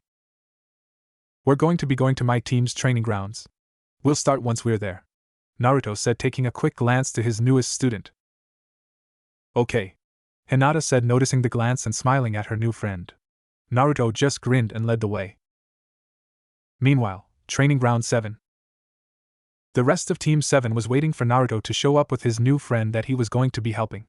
When Kakashi and Naruto had explained to the other two what Naruto was going to start doing today, the other two decided to see if they could help out at all. In the meantime, Mato and Hiza were currently in a 2-on-1 battle royal with their silver-haired sensei. "So what do you think Naruto will work on first today, sensei? Chakra control or taijutsu?" Mato asked, throwing a right hook at Kakashi and following up with a roundhouse kick, pivoting when Kakashi dodged and turning it into a spin kick that forced Kakashi to go towards the only female on the team. "I would personally start with a little bit of taijutsu, but I think he wants to try chakra control first," Kakashi replied as he started blocking punches and kicks come from the kunoichi and jumping away from a quick punch to get some distance. Said, "Good one, Hiza. By the way, what do you think they'll work on first?" Hiza just shrugged and closed the distance again, and with Mato, who came to her side, started going after their teacher again. "Can't say really. I mean, yeah, he said that he would work on those two first, but does it really matter in what order? I mean, sure, the Hyugas use extreme chakra control in their gentle fist style, and yes, Naruto has studied it somewhat. But does it really matter this early in the game?" "Good point," Mato said, dodging under a roundhouse kick and tried to get into his sensei's bubble with a kick of his own, but only ended in making the Cyclops take a step to keep the distance between the two. This was the scene that Naruto and Hinata walked onto. "Wow, that's amazing." Hinata breathed while Naruto just chuckled. Hiza heard him, and without taking her eyes off of Kakashi, or even slowing down, called out, "Hey Naruto. You just going to stand there or are you going to help?" Kakashi's eyes suddenly widened when Naruto did his signature entry into any battle where the opponent is usually a lot slower than he is. Think what Naruto did in the bell test with that kick to the side of the opponent's face when Naruto is in the air. Kakashi was able to reduce the impact by rolling and then had to immediately go on the defense from all the kicks and punches that was coming from Naruto. Meanwhile, Mato and Hiza got into position on either side of him, and the three proceeded to box their teacher in. After about 2 minutes of a rather intense taijutsu match between the four, Kakashi called it quits so that Naruto could start teaching Hinata. Said Hyuga just there with a look of shocked amazement on her face. When the four started walking towards her, the four saw this and Hiza chuckled. "I think we broke her," she said, earning chuckles from the three guys in the area. Hinata snapped out of her semi-trance and looking at Naruto said, "That was amazing. Can you really help me be able to fight like that?" Naruto nodded and said, "Not all at once, obviously. It'll take some time, but I'm sure that you can reach that point. Although you will have to do the most of it. I'm really just here to help you get started. All I can do is show you what to do. You are the only one who can decide how high you climb." Hinata just nodded and then asked what she had to do. Naruto decided to see how she did in taijutsu first and spent the next hour and a half working on that, showing where she could improve. After that, he worked on chakra control, showing her all kinds of exercises including leaf balancing and tree climbing.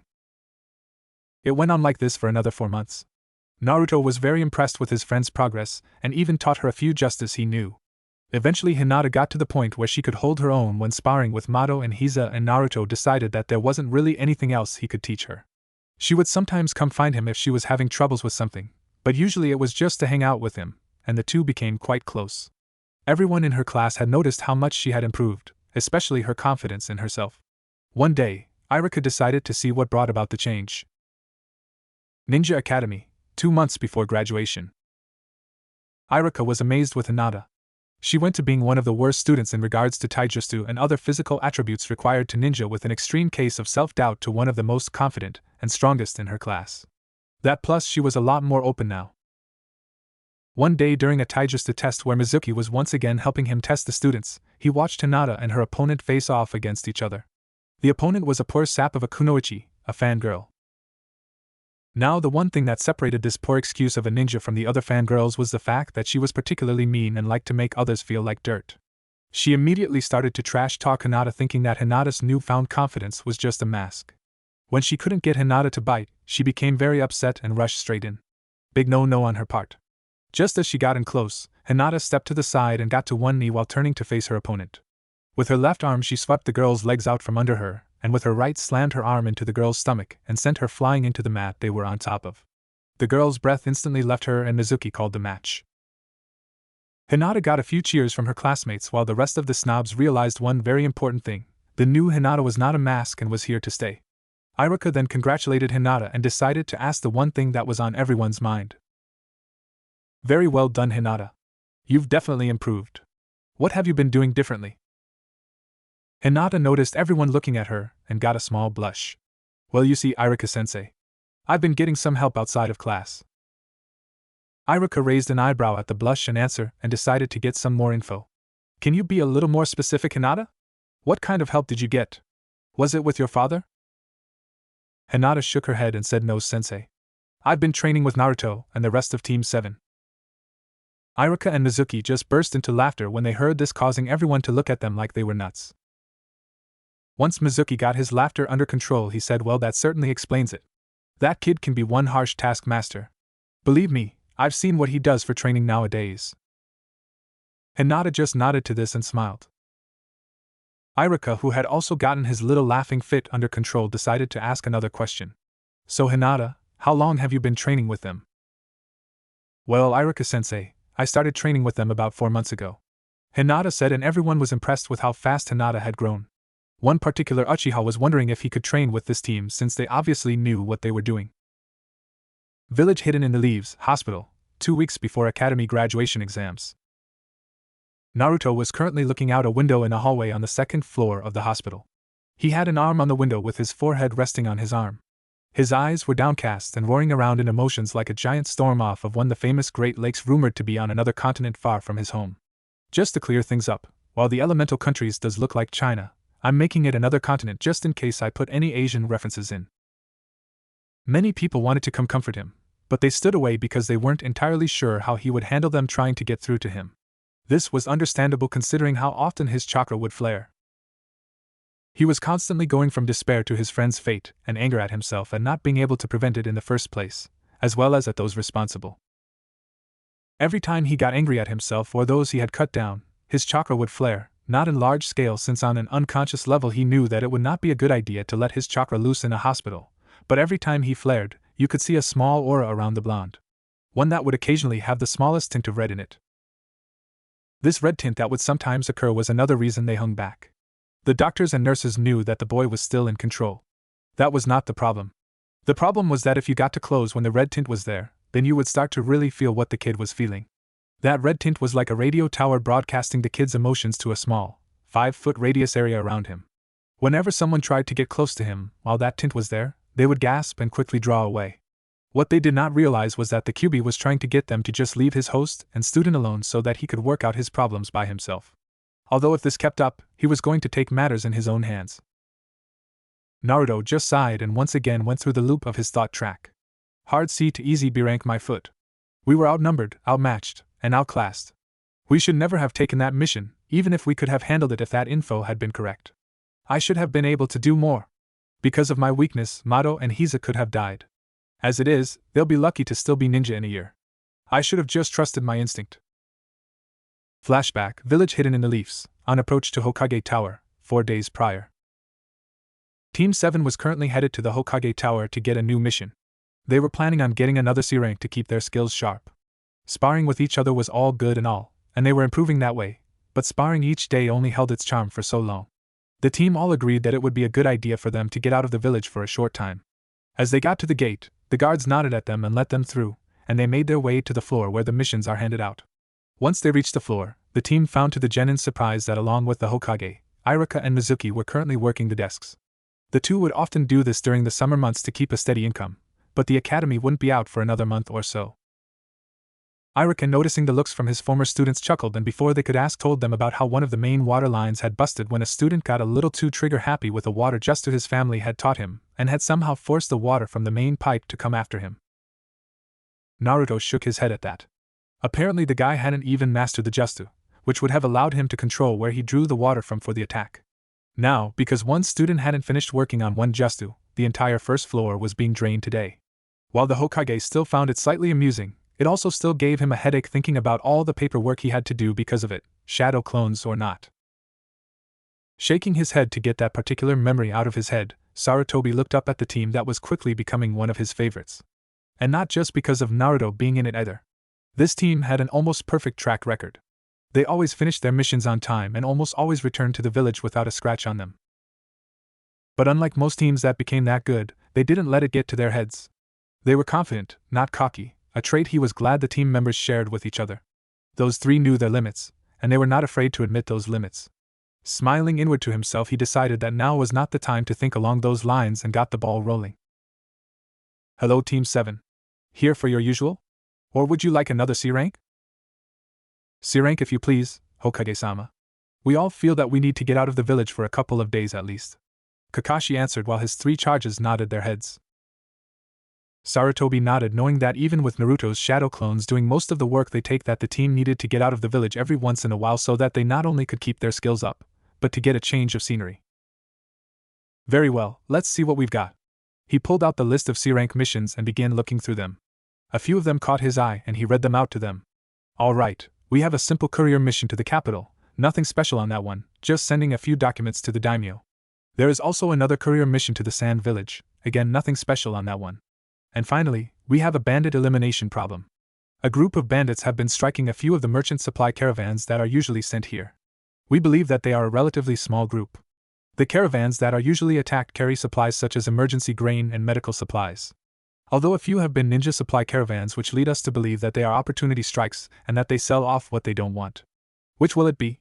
He said, looking up. Kakashi looked to his squad and noticed Naruto unconsciously cracking his knuckles. Raising an eyebrow at the blonde, said blonde realized just what he did right then and got a little embarrassed. I take it you want to take the bandit mission and Naruto? Kakashi asked with his patented eye smile. Yeah, I guess. I mean, don't get me wrong, I'm fine with any of them, but it could be a good workout. The other two simply nodded their heads in agreement with their teammate, and Kakashi accepted the mission scroll for the bandit mission. Opening the scroll, he gave it a quick glance and told his team to grab their gear for a maximum week-long mission and to meet him at the North Gate in an hour. Nodding, all three shined away, which surprised their former teachers, who looked at Kakashi like he just grew a second head. The Hokage just chose to raise one of his eyebrows at the copy nin. Kakashi noticed, and his face, or what you could see of it anyway, clearly said what? Before he too left in a poof of smoke. Hidden Leaf Village North Gate, 58 minutes later. Everyone was waiting at the North Gate for Naruto to show up. The other three found this slightly odd since Naruto was usually at a meeting spot at least 5 minutes before the time to meet. Although he was late a couple of times, it was always for a good reason. Suddenly, they heard a poof of smoke and turned around to see Naruto standing behind them. There you are. We were starting to worry about you, Naruto, Hiza said, smiling at her friend. Naruto just got that smile of his and started rubbing the back of his neck. Sorry guys. He said I had a short run-in with Konohamaru on the way here. Although I still have that bad feeling that I had half an hour ago. I better stay on guard. He thought to himself, looking down for a moment. He then looked up. So we going now or what? The others nodded and they proceeded to leave the village behind. Forest in the Land of Fire, 2 hours north of the Hidden Leaf. Kakashi, Mato, and Hiza were starting to worry about their blonde companion. While it is true that on missions he was more quiet than usual, this was nuts. He kept having a serious look on his face like he was trying to figure something out and not getting any closer to it. Finally, Mato had enough. Making sure he knew where to land next, he turned in midair and looked at Naruto. "Hey Naruto. What's wrong?" he said before landing and kicking off again, not even looking down when he came close to the branch, although he did take a quick glance over his shoulder when he kicked off again. Still facing his teammate, he continued. "You've been like this ever since we left the village. What's bothering you?" Naruto just sighed and said, "I honestly don't know, Mato. I've been having this feeling since before we left, but for the life of me I can't figure out what." Hiza just shrugged and said, "Maybe it's just nerves." "Yeah, but why would I be nervous about going against a bandit camp? It's not like this is the first bandit raid we've done, and I didn't feel anything like this the first 2 times," he commented. Kakashi turned his head from his position in the lead and decided to add his 2 cents. "While I highly doubt that we will run into serious trouble on this mission, Naruto, if your gut is telling you something, it is best to follow it. All 3 of you be on guard." The 3 young shinobi nodded their heads and continued. Next day. It had taken the group a little over 24 hours to reach a close proximity to the area that raids were to usually happen. While it is true that they could have gotten there a lot faster, the group wanted to preserve their energy, so had gone at a relatively slow pace. When they got to the area where their mission scroll said they should be, Kakashi nodded to Naruto, who, since he had done this before in previous bandit raids, knew what to do to help them locate their target. Going through the necessary hand signs, he quickly had a large group of shadow clones around him. After he had created the clones, the original bit his thumb and started making hand signs. After a quick sequence, he slammed his palm on the ground and a large cloud of smoke and a bunch of pops were heard. When the smoke cleared, there was a large pack of regular-sized kitsune. "Forgot he could do that, didn't you?" With a nod from the original, the pack immediately separated and each fox went to a different shadow clone. The pack had done this before previously, so knew what to do. Each pair of clone and fox left to go see what they could find, while another fox, this one a bit larger, waited with Naruto. This one was the overall leader for the pack and would be staying with the original to help coordinate if he chose to keep the pack around. It wasn't long before the pack had located the bandit camp. Naruto quickly recalled the pack, and when they came back, they quickly told the others about what they saw. "Report," the lead fox said when everyone was back. One of the older foxes said, "Naruto-sama, the camp is approximately 20 miles from here and consists of about 30 or some bandits. They are situated in a group of tents that, while are sturdy, they look like they can be moved easily. I believe that they move around every once in a while to stay hidden." "Didn't work this time," Mato muttered under his breath, though everyone heard him the same. Naruto nodded to the fox to continue, and it did. While most of the tents look like they can only hold 1 or 2 people at most, there were 2 tents that were considerably larger than the others, one of which smelled heavily of steel and iron. "I believe it is safe to assume it's where they keep their weapons." The humans nodded at this. "The other tent smells more like a tavern and is most likely where they have their meetings." Another nod. "The camp is located in a small clearing with a sentry's post hidden in the trees around the clearing halfway between each compass point. Means instead of the usual you have them at any NWSESW, there is 1 archer in each post. That is all." Naruto nodded, and seeing how there were only 30 bandits, decided to send the pack home since his clones should be able to make light work of them at that few of a number. With a yip, the whole pack went back to their summoning realm. As Naruto would soon learn, that was a big mistake on his part. Because unknown to the pack and shinobi, these weren't regular bandits. They were missing Nin, who kept that little secret by only using regular weapons and taijutsu. 30 minutes later. The group decided to play it safe on this one and use an exploding variant of Naruto's shadow clones to take care of the group. Messy, but the best way to deal with the group. However, what they hadn't counted on was that these bandits were able to guess that when the only thing the clones did was actually enter the camp and just spread out evenly, that something was wrong. Right before they blew up, all of them used substitution justice. Right after the explosion, the missing Nin tracked down Team 7's position. And that is when all hell broke loose. With Team 7. Team 7 heard the explosion and got ready to move out to take care of any stragglers. They were on their way when one of the groups of so-called bandits ran into them. As soon as the Nuke Nin saw them, one of them launched a flare, signaling the others. From there on out it was one big mess. While Naruto was able to get a ton of shadow clones out, none of them could really do much since the Nins kept using wide-range attacks to take them out en masse. The team was able to hold out for about half an hour before all hell broke loose. Naruto's POV. I knew I should have listened to that feeling. I thought while dodging a guy who was wielding a 6-foot blade like a twig. I don't know how long we can keep this up. All of a sudden I heard a scream of pain. Finding an opening, I quickly made 2 hand signs and grabbed the guy's wrist. As soon as I made contact, the guy immediately lit up like a Christmas tree as over 1,000 bolts went through him in a matter of seconds. With him out of the way, I turned around and noticed Hiza with a hand over her left shoulder and a bunch of arrows sticking out of her. Mato was standing over her, but he wasn't in much better shape either. All of a sudden, the two were hit by a devastating wind attack which quickly cut through their bodies. I could see they were still alive as I blasted the guy who did it with a wind attack of my own that immediately killed the bastard when I saw 4 nins coming to finish them off. Realizing that they couldn't do anything, I put all of my chakra into my legs and hoped to God that I could get there in time. Hiza's POV. I knew we were in serious trouble. I had gotten hurt by an electrical attack which shot my reaction time to hell. Right after, a bunch of arrows got me as well as an earth spear attack straight through my left shoulder. Mato stood over me trying to protect me, but he got hit by the same electrical attack and got even more arrows trying to keep me safe. All of a sudden, I heard a sound that told me we're seriously in trouble. Wind style. Stripping wind Jutsu. I know Mato heard it as well, and we both tried to get out of the way. But our bodies wouldn't move, and we got hit head on. I felt so much pain go through my body, I was sure I had lost a limb or two. Then I heard another wind attack, thankfully from Naruto. Wind style. Wind scythe Jutsu. Even though I couldn't see it, I somehow knew he had killed the other guy. All of a sudden, Mato and I saw 4 guys coming at us with swords, and I knew this was it. Closing my eyes, I waited for the pain to come when I suddenly heard a squelching sound and a warm liquid hit me. Opening my eyes, they immediately went wide with horror for there in front of me. Mato's POV. We were in serious doo-doo, and I knew it. I had tried to protect Hiza as best as I could, but I ended up getting hurt just as bad if not worse. I felt the wind Jutsu go straight through my body, and it felt like I went through a blender. I heard Naruto cast a wind Jutsu of his own, and somehow knew he killed the guy who sent the other one. I mentally sighed in relief. I didn't think I could handle another attack like that. All of a sudden, I saw 4 nins land on a branch in front of us. Each one had a sword and I saw the grins on their faces and knew that this was it. They suddenly pushed off at a high speed straight for Hiza and me, and out of the corner of my eye, I saw her close hers. I kept my own eyes open, determined to not give those bastards the satisfaction that would give them when a blur streaked right out of the corner of my eye and stopped right in front of us. I had just enough time to see Naruto facing the nins with his arms outstretched before the nins got to us. My eyes instantly widened when normal POV. Squelch. Naruto had just barely gotten in front of his teammates in time. However, it came at a terrible price. He now had 4 swords ran straight through his body, straight to the hilts. His lungs, stomach, and kidney were all punctured.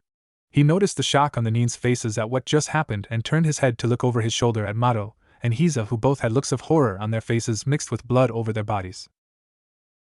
"Are you guys all right?" he asked, and Mato just nodded numbly. The 4 ninjas smirked, and as one pulled out their swords. Then one of them spoke up. Well, I guess it's true what they say. You Leaf Ninja will give your lives for each other. Too bad you're all going to die anyway. Although I guess the 2 of you are lucky to have a friend willing to die for you. But it's over now." With that said, the 4 stepped up to finish the job when all of a sudden. QB's POV. QB watched from inside the seal as the human he has come to call his son and his teammates did their best to survive from the overkill that the so-called bandits were becoming. Even as he watched in fear for him and his friends, he couldn't help but be proud at how they were holding up. All of a sudden he heard a scream of pain in a voice that he recognized. When his son turned around, he saw the other 2 brats on a tree branch together in a real bad shape.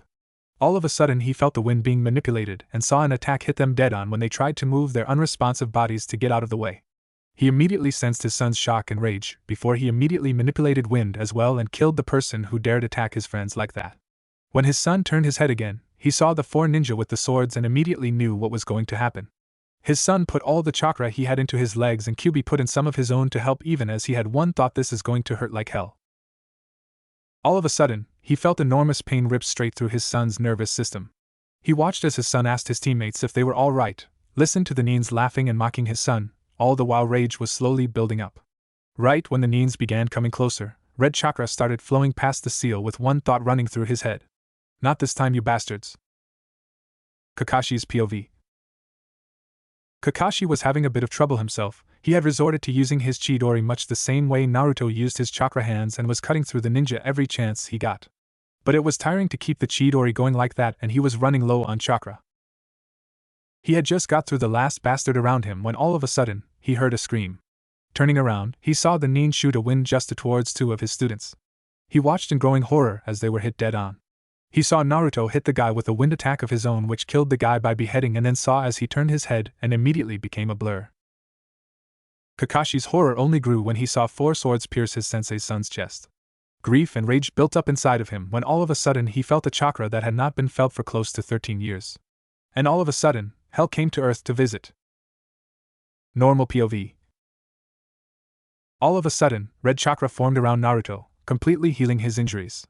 The ninjas started to get scared and started to back away, but then something happened that made them literally piss in their pants.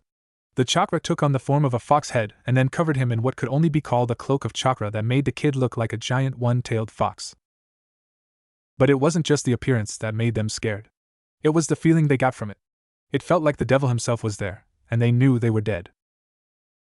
Naruto stood up and immediately killed the 4 by slicing straight through them with a horizontal cut, causing them to fall and the 2 halves of their bodies to separate on the way down. Think of what happened to Darth Maul in Episode 1. Out of the 30 ninjas that were at the camp, 12 had not entered the fight yet, hanging back as reserves while the others fought and were the intruders down.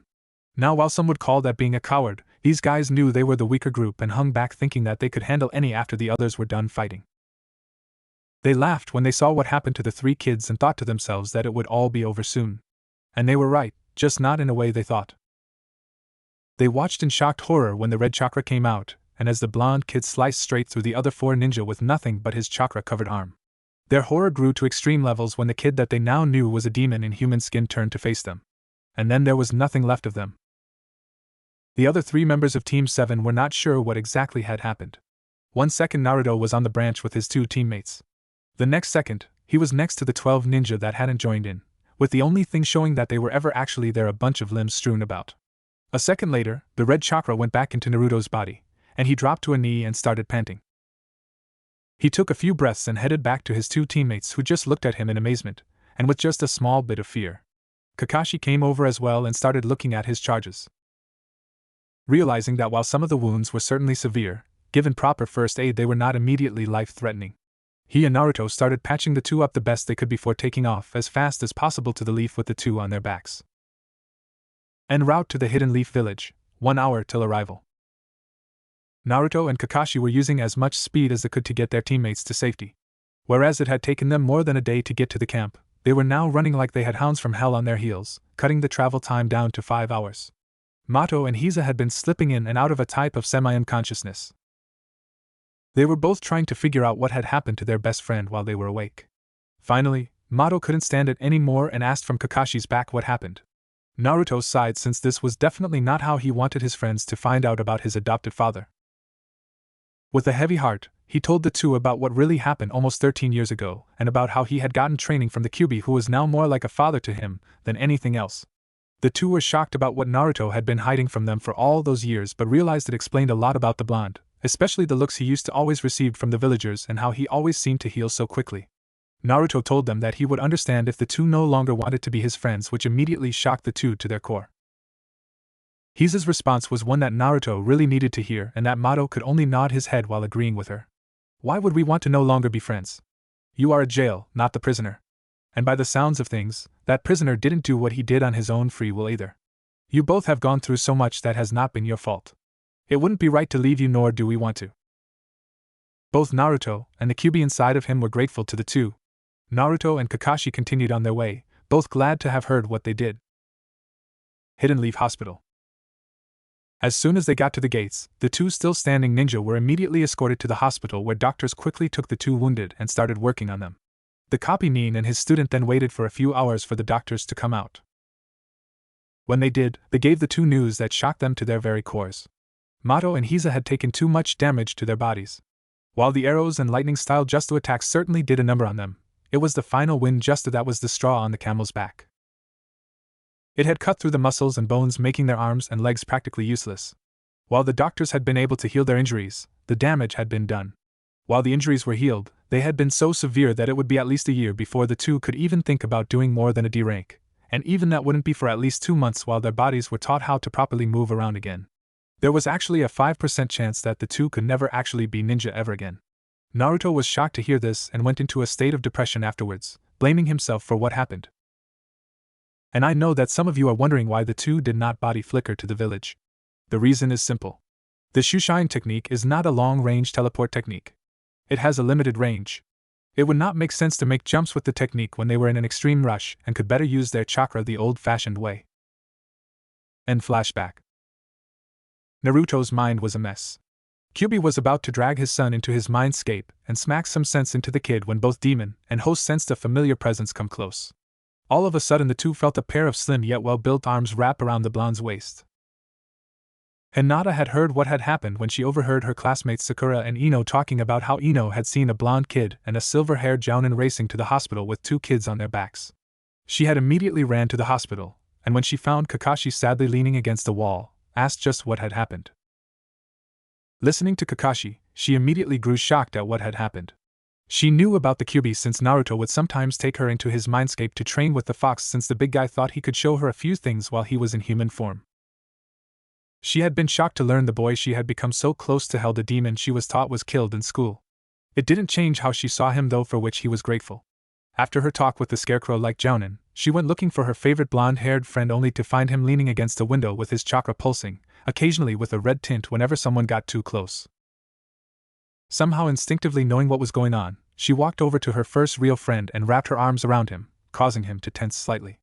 Rising a little on her toes, she whispered into his ear, "Don't worry, Naruto. Everything will be alright, I'm here for you." Hidden Leaf Village, day after bandit mission. Word of what had happened to Naruto's team got around the village fast. People were wondering how a mission could have such bad intel for it. Almost everyone was wondering how a genin team that has only been together for just around a year could have gotten out of that without actually any of the genins dying. Most of the younger groups figured that Naruto had proved his nickname of one-man army and simply swamped the missing means with so many numbers that they had to fall. Most of the older ninjas, however, had another idea. They believed that Naruto had somehow tapped into the Kyuubi's power when things got rough. When some of them confronted Kakashi about this idea, they were shocked to find they were right. There would have been a mass panic except for the fact that Kakashi told them exactly how it happened.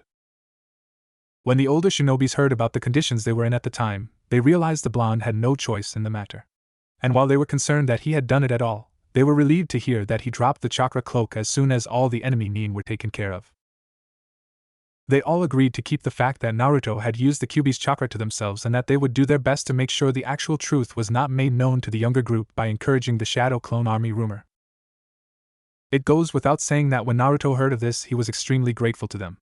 Meanwhile, the Hokage had decided that Naruto was not mentally fit to be on active duty right now and gave him and Kakashi the week off so that he could cope. Speaking of Naruto, he was handling what happened reasonably well thanks to Hinata.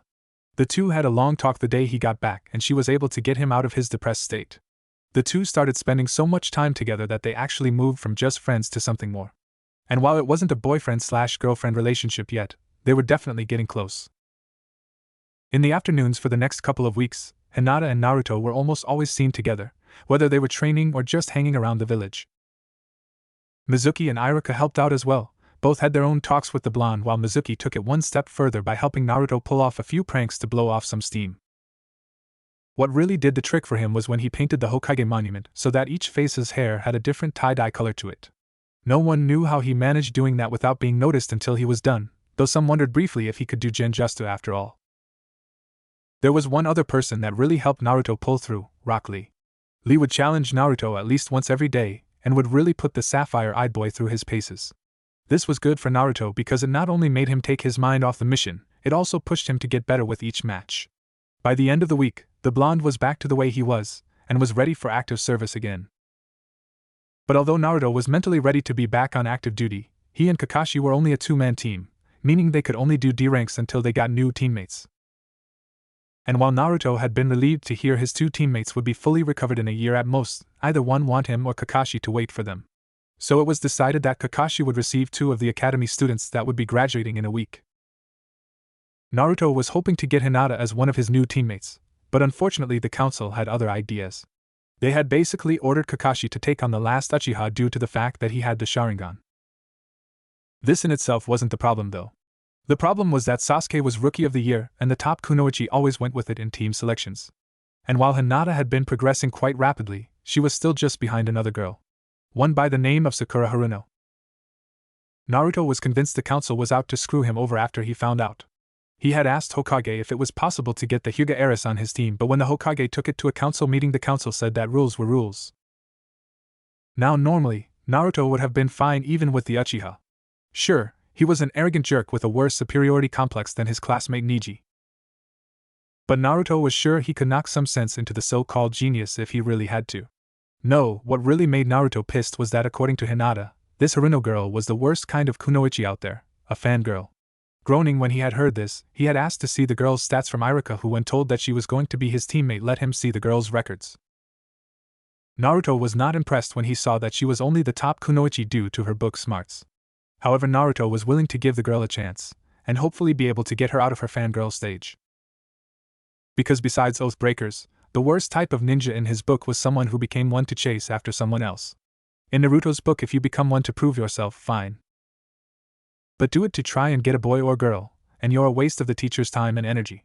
While both Hinata and Naruto knew that they couldn't be on the same team, they agreed to get together as often as they could in between training and missions. Naruto told Hinata that if she ever needed help in her training, to keep coming to him whenever he was in the village. With the graduation exam coming up, and being 2 members short of being able to take missions outside of the village, Naruto and Kakashi decided to give Hinata special training each day after the academy, getting her ready for the big day, which Hinata greatly appreciated, and by the end of the week she felt ready to take the test head-on. Day of graduation, Team 7's training grounds. The day was pretty much the same as the rest of the week had been for Naruto and Kakashi. One thing that was different was that Naruto had walked Hinata to the academy that morning. When the two reached the academy, Naruto had wished her luck and pecked her on the cheek. This made Hinata go into a heavy blush, since she was still amazed of Naruto at times. Seeing her blush made Naruto chuckle, and he sent her off with a quick goodbye and give them hell. This made Hinata break out of her blush and giggle a little before nodding and walking into the academy, ready for whatever it would bring. Naruto had noticed Mizuki leaning against a wall when this happened, who happened to be grinning his head off while he watched. Naruto just cocked his eyebrow as if to ask what, causing Mizuki to burst out laughing. Rolling his eyes and shaking his head a little, Naruto had waved and headed out to meet with Kakashi at the training grounds. Which leads us to the present. Naruto and Kakashi were both panting while standing across from each other. Ever since the two had met up at the training grounds, they had been going at it with each other all morning, stopping only for a quick lunch before starting back up. While this in itself wasn't too unusual for them on some days when they would be working on taijutsu, today was almost pure ninjutsu, and the two had never gone on this long with just that form of combat. While the two hadn't used any killing moves, they had used so many justice per minute that anyone passing by would think that the fourth great shinobi war was taking place. This was the scene that Hinata walked in on with a smile on her face, which quickly turned into a look of complete awe when she watched. Hinata's POV. I was walking from the academy to Naruto's training grounds feeling real good about myself. I had passed with flying colors in the graduation exam, and I couldn't wait to tell Naruto and Kakashi-sensei. When I got close, I could hear that the two were going at it with ninjutsu, but didn't really pay any mind to it, since I just figured they were keeping their skills up. That all changed when I walked in with a smile on my face, only for my eyes to open wide at what I saw. Naruto had just launched a huge water dragon at Kakashi-sensei, who quickly used a water wall to defend and immediately sent out water bullets to counter Naruto's attack. Naruto countered with an earth wall and, taking a page out of his sensei's book, sent earth bullets at his teacher, who countered with a lighting move that looked like a bunch of Saban needles shooting out. Think Sasuke's Chidori attack when fighting Deidara. While most of the needles were stopped when they collided with the earth bullets, a good number kept coming towards Naruto, who quickly used one of his wind justice to knock out the jutsu. When Kakashi saw this, he took advantage of the wind by sending a fire jutsu towards his student. Just as the fire reached him, Naruto summoned a water wall which the fire immediately made contact with, causing Naruto to be encased in a cloud of steam. All of this happened in about 15 seconds, and I was amazed at the speed that their hands were moving in the hand signs they were using.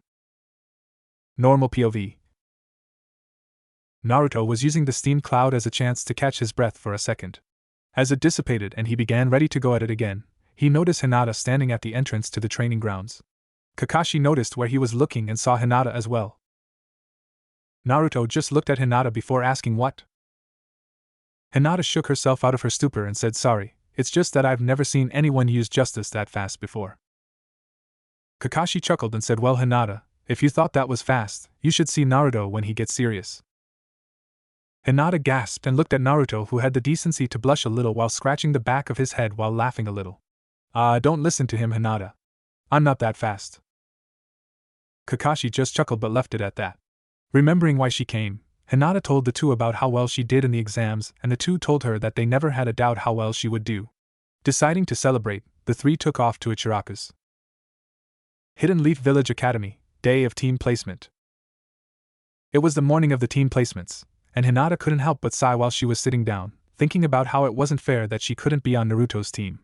At least she knew that her other teacher, Kurenai, would be her new sensei. She was always a mother figure for her after her mother had died. She sighed again as Sasuke's two biggest fangirls, Ino and Sakura, got to the door and were arguing about who would get to sit next to their Sasuke.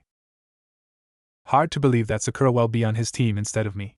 Though I bet she will be happy to know that her precious Sasuke will be on her team.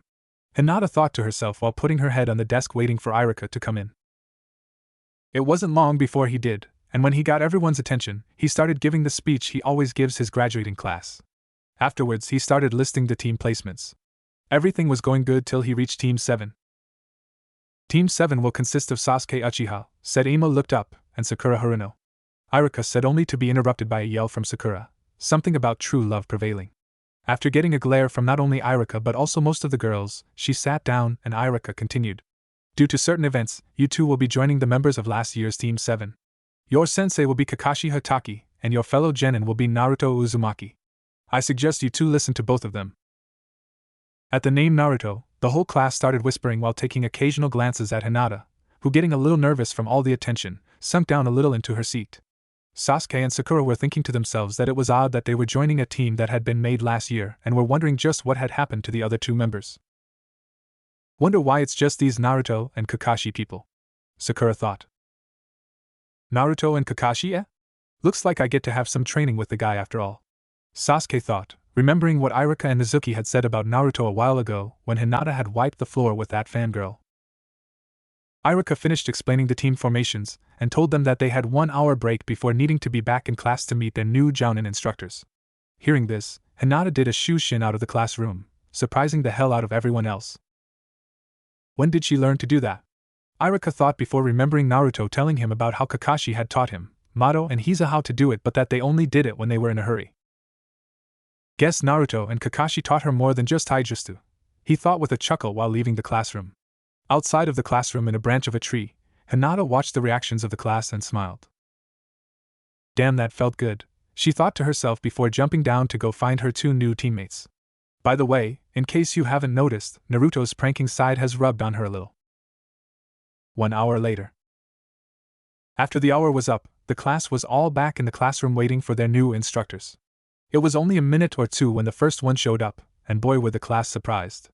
Instead of an adult walking in through the door like they expected, a blonde-haired boy with whiskers on his cheeks and the bluest eyes they have ever seen came in and went to the teacher's desk. My name is Naruto Uzumaki. Will Sasuke Uchiha and Sakura Haruno please come with me? While he said it politely enough, almost everyone heard the undertone that told them it wasn't a request. While the two students were getting up, the two had different thoughts. This is the one who trained the Hyuga? He don't look like much. Sasuke thought to himself, thinking that he could take him. Not in your lifetime, kid. He looks kind of cute. Oh, who am I kidding? He's hot. But not as much as Sasuke-kun. Sakura thought to herself while her and most of the girls noticed a very well-toned muscled body which spoke of years of training. While the two were stepping down to the level Naruto was at, he was looking around the rest of the classroom. Spotting Hinata, he gave her a small smile which she returned. When the two rookies got to him, he nodded to Hinata before leading his new charges out of the classroom and into the village, thinking to himself, this should be interesting. Hidden Leaf Village, en route to Memorial Stone. Naruto led his two new teammates out of the academy and started heading towards his training grounds, or more specifically, the Memorial Stone that is next to it. As they left the academy, Naruto decided that he should give the rookies a fair warning about what to expect about him and Kakashi. As they passed the gate, he started talking, gaining the two's attention. Alright guys, since we're going to be a team now, there are a few things you should know about me and Kakashi-sensei. First and foremost, if we tell you to do something, you do it. We won't be trying to make you go through any sick initiation rites or anything like that. We personally find them a waste of time. That being said, if we tell you to do 50 jumping jacks while singing the alphabet, we expect you to do exactly that. Both rookies looked at like he was crazy, but Naruto ignored them. Second, and you will have to forgive us for this, but we are still recovering a little bit about what happened to our team. Sakura took this as a chance to ask what had been on her mind when she heard that they were joining an older team. Naruto, I've been wondering. What happened to make your team lose 2 teammates? Naruto got a hard look on his face before continuing bad intel. Now don't interrupt me. As I was saying, Kakashi and I are still handling it, so you will have to deal with a few perks. While I've been able to cope a lot better, Kakashi has taken to short periods of brooding, though not often. One other thing, Kakashi will probably be an hour late at most meetings, and before you ask, it's because he is remembering things. Me and my teammates had gotten him out of that in the past year, but with what happened 2 weeks ago, he's slipped back into it, although fortunately it's not as bad as before. I'm still working on getting him out. But know this, once he gets his head on straight, he is one hell of a teacher, and he does not take upstarts lightly. At this he glances at Sasuke and continues, neither him nor I care for names. You earn your place with us.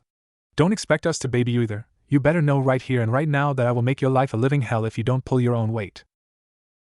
Sasuke just scoffed at this, thinking that there was no way Naruto could pull through with that threat, while Sakura was starting to get nervous. That said, he continued, if you do what we tell you, I guarantee that you will come out a lot better than you came in. After that he grew silent, while they kept walking to their destination. I know it is a big change in attitude for Naruto, but remember that he just lost his 2 best friends as teammates, and really doesn't like Sasuke's I'm better than you attitude. Meanwhile, Kakashi was at the memorial stone thinking about how he had lost his own team, and now almost lost 2 of his students in a similar fashion. I promise Obito, I will do my best to keep your nephew safe, and I won't let anything happen to your son either, sensei, he thought to himself while also promising himself to do the best he can for his students. Suddenly he sensed a presence that he has grown to care for, like that of an uncle to a favorite nephew. Naruto was here. The genin and 2 genin hopefuls came to the training ground of Team 7 to see Kakashi kneeling down next to a memorial stone of some sort. Even though he knew his teacher knew they were there, Naruto spoke up. Kakashi-sensei, I brought our new teammates. Kakashi just gave a slight nod, showing he heard, and took a few moments to collect his thoughts. Standing up and then turning around, he gave a quick eye smile to Naruto, who returned it, and then looked at his new charges. My first impression of you two, you got a rude awakening ahead of you. The 2 hopefuls looked startled, and Sasuke immediately got angry. And what's that supposed to mean? He asked with an edge in his voice. He immediately regretted asking when Naruto swept his legs. Looking up, he saw Naruto looking down at him with a frown. It means that you have a long way to go, Uchiha, and I would watch what you say around us. Sakura watched with a frown, thinking that Naruto was being a little rough, but put it down to missing his former teammates. Kakashi just sighed and helped Sasuke up before turning to Naruto and said, I'll take him. To which Naruto just nodded and put a hand on Sakura's shoulder. Before she or Sasuke could ask about what they were doing, the 2 shined their new charges out of the area. Rooftop of the academy. We're back at the academy, Sakura noticed when the smoke cleared. Kakashi and Naruto walked past her, and Naruto hopped over the back of a bench that was there and sat on the end, while Kakashi walked around and leaned against the rail facing him. Boy, this brings back memories, Naruto said softly, to which Kakashi nodded. Then when they both realized the 2 hadn't followed, Kakashi asked, well, aren't you going to join us? Both hopefuls started and came to sit next to Naruto, with Sakura in the middle and Sasuke on the end. All right, you 3, let's introduce and talk a little about ourselves so that we know a little bit about each other, Kakashi said once they were all seated. What do you mean, sensei? Sakura asked while Naruto slightly rolled his eyes. How thick can you get? I can't believe she was the top ranked in book smarts. You know, your likes, dislikes, dreams, and hobbies. Stuff like that, Kakashi said. Why don't you go first so that we get an idea? Sakura said. Kakashi and Naruto shared a look at how ironic what Sakura and Hiza had said were. Both thought the same thing. At least Hiza just wanted me/sensei to go first to get to know me/him. I know. It is always the girl, isn't it? But trust me, that is as far as the similarities between her and Hiza go. Oh man, sensei just gave it to her as plain and simple as possible, and she still doesn't know? How did this girl ever survive the academy? Naruto thought to himself. Kakashi had similar thoughts but decided to play along. Very well. My name is Hatake Kakashi. I'm the kind of person who doesn't feel like talking about his likes and dislikes. My dreams for the future are none of your business, but anyway, I have lots of hobbies. Sasuke and Sakura both sweat dropped while Naruto burst out laughing. He said so much, but we only learned his name, the 2 thought. Naruto had a much different thought. I so should have seen that coming. Never let it be said that Kakashi-sensei has no humor. Kakashi, having a good idea about what Naruto was thinking, chuckled as well, while the other two were wondering just what kind of team they were in. Sakura finally couldn't take it anymore and asked what's so funny? The two older guys stopped laughing and Naruto said inside joke. And left it at that. Alright, now that I've gone, it's your turn. Why don't you start, Pinky? Kakashi said, which earned a glare from said pink-haired girl. Alright, my name is Sakura Haruno. I glances at Sasuke with a blush. I dislike Ino. My hobby is, again looks at emo kid this time with a blush. My dream, again looks at duck butt and lets out a small squeal. Great, she's worse than I thought. Naruto thought while Kakashi thought along the same line. Looks like Naruto wasn't kidding when he said we had a lot of work to do on this one. You with the duck butt hairdo. Kakashi said, pointing to the Uchiha, which earned him a glare from said emo and a chuckle from Naruto. And before you guys say anything. Yes, I am being cruel to him, but in truth I can sometimes picture a story where he and Naruto are best buds and even brothers in all but blood. It just depends on the story. My name is Sasuke Uchiha. There are plenty of things I hate, but I don't see that it matters, considering there is almost nothing I do like. It seems pointless to talk about dreams, that's just a word, but what I do have is determination. I plan to restore my clan. And there's someone I have sworn to kill. He is so cool. Sakura thought, looking at him. Kakashi and Naruto just shared a look before Naruto said under his breath. Idiot. Unfortunately, everyone heard him and Sakura got mad and tried hitting Naruto on his head, only to have him grab her wrist even before she raised it all the way. What really shocked the two hopefuls though was that he did it without ever breaking eye contact with his teacher. Sasuke was shocked, thinking that if he could do that without looking, then what else could he do? But soon his pride took over, and he said in a dangerous tone of voice, care to repeat that, Uzumaki? Said blonde just sighed. I said you are an idiot. When the Uchiha continued to glare at him, he continued. I know that you lost your clan and that you are in pain and angry at the one who did it. But having nothing but hate gets you nowhere. I will respect your wish to get justice for what has happened, but if you can't find something to protect in the meantime, then you are only limiting yourself. Sasuke couldn't take it anymore. Grabbing Naruto's collar, he jerked the blonde across the front of Sakura and got right in his face. What would you know of my loss? You lost two teammates who, I might add, are still alive. What do you know about losing your whole clan? Or about the pain of being alone? Huh! Answer me. Sakura was shocked at the outburst and starting to get scared, while Kakashi had one thought. Now he's done it. Naruto looked into the last Uchiha's eyes and gently but firmly removed the heir's hand from his collar, and with a calm voice that made even Kakashi shudder said, I know what pain is, Uchiha. I have grown up without knowing either of my parents. Know who they are, yes. But getting to know them, no. You at least had your family for a while before they got taken from you. As for being alone? For most of my life no one in this village would ever give a damn about me. Most of the villagers had hated me and some even tried to kill me once. So believe me, I know what pain feels like, but I did not submit to it, and you have no right to throw a pity party about it. You have always been adored and given attention. And yet you claim to be alone? Don't make me laugh. Naruto calmly sat back down while Sakura and Sasuke were in shock. Sakura because of how her new teammate was apparently treated at one time in the past, and Sasuke due to what the blonde had said about not ever knowing his parents. Kakashi sighed and decided to get his team's mind off of these dark thoughts, and steered them toward clearer skies. Well now that we have that out of our systems, it's time to talk about the test you two must take. And Naruto, you will be taking it as well. I know you passed before, but this is a new team, so you have to take it again. Naruto nodded at this, since he figured he would have to do it again when he picked the two up from the academy. Sakura looked to their teacher with a confused look on her face. Test sensei? While Kakashi nodded, it was Naruto who answered, he's talking about the test to see if you will be genin or not. Sakura was shocked. But we already took one at the academy. I thought that was the test.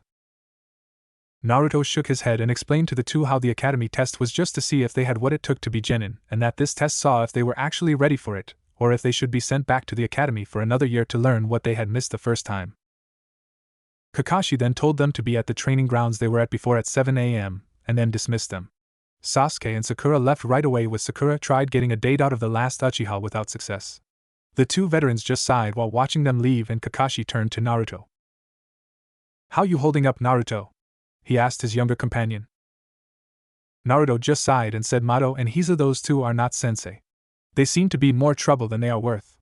The Uchiha has superiority issues while Haruno seems to be way too interested in him to actually concern herself with training. To be honest, I don't even know if I could work with them tomorrow for the test. Although knowing the council, they will probably give us hell if we don't at least pass the Uchiha. Kakashi sighed at that. I'm afraid you're right, Naruto. Especially about the council, I'm afraid. Just try and do your best, and we'll try to get them in the best shape we can afterwards. Make sure you get a good night's sleep tonight. Something tells me we're going to need it. Naruto nodded and the two went their separate ways to prepare themselves for the next day. Hidden Leaf Village, Naruto's apartment. Naruto was currently asleep in his bed. Or at least that is what anyone who was watching him would see. But in truth, he was having a talk with his father while the two were training together. Naruto's Mindscape. Naruto and the Kyuubi were having a mainly ninja sparring match much like the one Naruto and Kakashi had that day. The two were mainly using fire and wind style justice while also using a couple of taijutsu moves if the two ever got close enough a couple of times. The main difference was whereas with Naruto and Kakashi their hands were a blur, the two fighting now were moving their hands so fast that even the longest chains of sequences only took a second or two. All the while the two were talking about the test that Kakashi was obligated to give and all the problems involved with it. You know, that council really pisses me off. I just know that they are putting that stuck-up prick on our team just to spite me. And they expect me to work well with the brat and help him pass as well? That's like asking me to jump straight to the moon, Naruto said while launching a large fireball at his adopted father who expertly jumped over it and sent a wind blast at his son while making sure none of it touched the fireball passing under him. When the wind got close enough, Naruto manipulated it into a tornado and sent it right back at the big guy. I know how you feel, son, but we are just going to have to find a way to get him and that pathetic excuse for a kunoichi to pass. The good news is that at least that girl might have a chance at being reached and brought to a more suitable level. Though I stress might. As he was saying this, the tornado came right at him, and he started to spin. When he came out of it, he had spin-kicked the tornado sending it off to the side where it started to fluctuate before completely bursting sending wind everywhere. Naruto shook his head when he saw that, and said, I can't wait for you to show me how you do that, father. Said Fox just grinned and said, in time, my son? Before launching a fireball himself at the blonde who to his small amount of surprise saw his son create another tornado around him that turned into a fiery vortex when the fireball hit it. The fox got a proud grin as he watched his son maintain the funnel without it touching him, and he started building its power up. Then with a motion of his arm, the blonde gestured to the fox, and the funnel bent, and rushed the fox turned human. The fox just stood there, and then absorbed the fire into his body. Hey, no fair, Naruto said playfully. His father just laughed, and said you're just jealous. You got that right, Naruto said with a grin, before they decided to call it quits for the night. Naruto sighed, we still have no idea what to do about the test tomorrow. I mean, Kakashi told us it would be the same test as before, but how the hell am I going to get the Uchiha to listen to me? I can't even do the same thing I did last time since I'm sure Kakashi won't have that book with him, so I can't blackmail the guy to make it easier on all four of us. The Kyuubi nodded before saying maybe you should knock the kid out and fight with a shadow clone transformed to look like him. Naruto considered it for a moment before sighing and shaking his head. No good, that would just make it even harder to work with the guy when we do pass. And I doubt his fangirl would appreciate it either. The fox sighed knowing his son was right, and just said that they would have to figure something out in the morning, and bade his son good night. After returning the gesture, his son left the mindscape and truly went to sleep. The next day, Training Ground 7. Naruto woke up at 6 the next morning and got ready. Half an hour later, he was out of the door heading to the training ground at a reasonably fast pace across the rooftops. While he knew that Kakashi might be at least a little late, he knew it would still be a good idea to get there a little early. At the very least, he could set a few traps up. He got there 10 minutes early and created 10 shadow clones. Nodding to the original, the group began unsealing shuriken and kunai launchers that Naruto had built himself with the help of his former classmate 1010. They made sure that the launchers they used were chakra triggered instead of tripwire triggered since they were not sure how good the two rookies were around traps, if at all. Approximately 5 minutes later, everything was set up and the clones dispersed themselves, giving the original the memories of where the traps were placed. Just as this happened, Sakura and Sasuke entered the training grounds with Sakura once again asking Sasuke for a date, and getting the usual response from the emo kid. When the two looked to the training grounds, they saw Naruto and headed over to him. Naruto was currently drawing on a copy of a map of the area he had made after the first bell test to help when he, Mato, and Hiza would play war games with Kakashi. Right at the moment he was marking where all the clones had set up traps, thinking that he could try and get Kakashi boxed in close to one of them with help from the other two, although he personally wasn't holding his breath. As the two approached him, Sakura suddenly remembered something. Naruto? Said Blonde looked up from what he was doing, and Sakura took this as an invitation to continue. I just remembered something, Kakashi-sensei. Sasuke-kun. Naruto's got an irritated look for a quick moment at the word kun, and I had talked about ourselves yesterday, but we never did hear about you. Yes, I will admit I forgot him, but now that I think about it, this actually works good for the story. Naruto just looked at her for a moment before realizing that was the truth. Very well, he said. As you know, my name is Naruto Uzumaki. I like reading, and playing the occasional prank, though I don't do it as often nowadays. Both raised their eyebrows at that. I swear, it's a recurring theme with these guys. I also like hanging out with my friends and the occasional meal of ramen. I dislike bullies and those who think they are better than others just because of who their parents were. A pointed look at Sasuke. I also dislike those who become ninja just to impress someone. This time a pointed look at Sakura. Sakura was starting to get edgy while Sasuke was starting to get mad. And I really hate traitors and oath breakers, as well as those who make assumptions without getting all the facts. As for hobbies, I like to learn how to play different instruments, another eyebrow raised by the two. I am a semi-amateur gardener, and like learning new justice. As for dreams, I want to make my parents proud of who I am and become Hokage. Sasuke snorted and Naruto raised an eyebrow at him. How can someone like you be Hokage? Sasuke asked. Naruto just shook his head and said that is what I hate about Uchihas and most Hyugas. You all make assumptions without all the facts. He left it at that when Sasuke got angry and tried to get in a fight again. But Naruto just unsealed the guitar to the surprise of the other two and started playing Cliffs of Dover by Eric Johnson. In a branch nearby, Kakashi listened with an eye smile. He had of course seen what Naruto's clones had done, and he approved of the choice to use chakra-tripped launchers instead of trip-wired ones. He had also seen Naruto draw on a copy of the map he had made of the area and knew that he was going to share the info on the traps with the two hopefuls once the test started. He also had a feeling that Naruto knew he was there, but he just sat there listening to the music since it wasn't very often he actually heard Naruto play. And besides, he was just as good on a guitar as a violin or a Native American flute. When the song ended, he shushined to a spot directly behind the hopefuls, making them jump. Naruto of course knew his sensei was there ever since he himself had came to the training grounds, which surprised him, but he figured Kakashi just wanted to see how he and the other two would interact while they waited. Deciding to play along, he had kept the fact that he could sense his sensei nearby a secret, although he did make sure not to set up any traps where his teacher was. Didn't want Kakashi getting any ideas about messing with them after all. So it was no surprise to him when his sensei appeared right between the two who he had been forced against his better judgment to help pass what was to come today. He secretly enjoyed seeing the other two jump while looking at Kakashi with an even look before deciding to have some fun and adapted a look of surprise. Kakashi-sensei, you're actually on time. Is it going to snow today? Naruto asked, getting weird looks from Sasuke and Sakura, while Kakashi, who knew exactly what his favorite student was doing, decided to play along. Why yes, didn't you get the weather forecast? There is going to be a huge blizzard in a couple of hours. Naruto just grinned and said, well then, I guess we should hurry and get started then. The other two realized that they were having a fast one pulled over them and started getting mad when the other two burst out laughing at the looks on their faces. When the two got serious, Kakashi told them about the test with the bells, which Sakura had immediately pointed out there were only 2 bells but 3 of them. Very good, Sakura. You obviously had no trouble in math class. The reason why there are only 2 bells is that the one who doesn't get a bell by noon goes back to the academy. Not only that, but you will be tied to one of those poles over there and watch while I eat my lunch. Oh, and Naruto, I didn't bring my book, so don't even think about pulling that stunt again to pass. Sakura was angry at the first sentence, but she and Sasuke both got worried looks at the second sentence, which quickly turned to confusion when they heard the final sentence. Turning to Naruto, they saw him grin while he looked like he was remembering a particularly funny memory. Finally, Sakura let her curiosity get to her and asked, Naruto? What is Kakashi-sensei talking about? Naruto burst out laughing, much to the chagrin of the Cyclops in the group, and just said, well, let's just say last time I showed my appreciation for a book series he likes to read and leave it at that. That only served to get them even more curious, but neither of the veterans, would explain further. Alright then, now that you know what this test entails, it's time to begin. Oh, and one more thing, Naruto, try to limit yourself to low Chunin levels. At this the other two looked at Naruto, who just nodded while the two shared a thought. Limit? Now then, you may begin, now.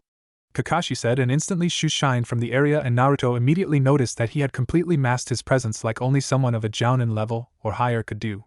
Frowning a little bit, Naruto gestured to the two hopefuls and led them to the closest cluster of launcher traps which were set up to cover the 4 main compass points. Once they sat down, Sasuke immediately asked Naruto, "What are we doing here, Dobe? Why are you wasting my time when I should be getting one of those bells?" Naruto raised his eyebrow at the word Dobe but let it slide, thinking that Sasuke was in denial about what Kakashi had said about limiting himself to low Chunin levels. Shaking his head, he simply said, "And you are Rookie of the Year, why?" Sasuke got mad, but before he could say anything, Naruto continued, "Kakashi-sensei is a jounin, and one of the best in this village at that. What makes you think that you, who I might add are not even a proper genin yet, can take him on by himself? I've been with him for almost a full year now, and I know almost exactly what that guy can do, and let me tell you, he could wipe the deck with you in less than 10 seconds. Sasuke got even madder and said, "Oh yeah? And you think you have a better chance? Oh, if only he saw the two go at it on the day of graduation." Naruto just chuckled and said, "Maybe.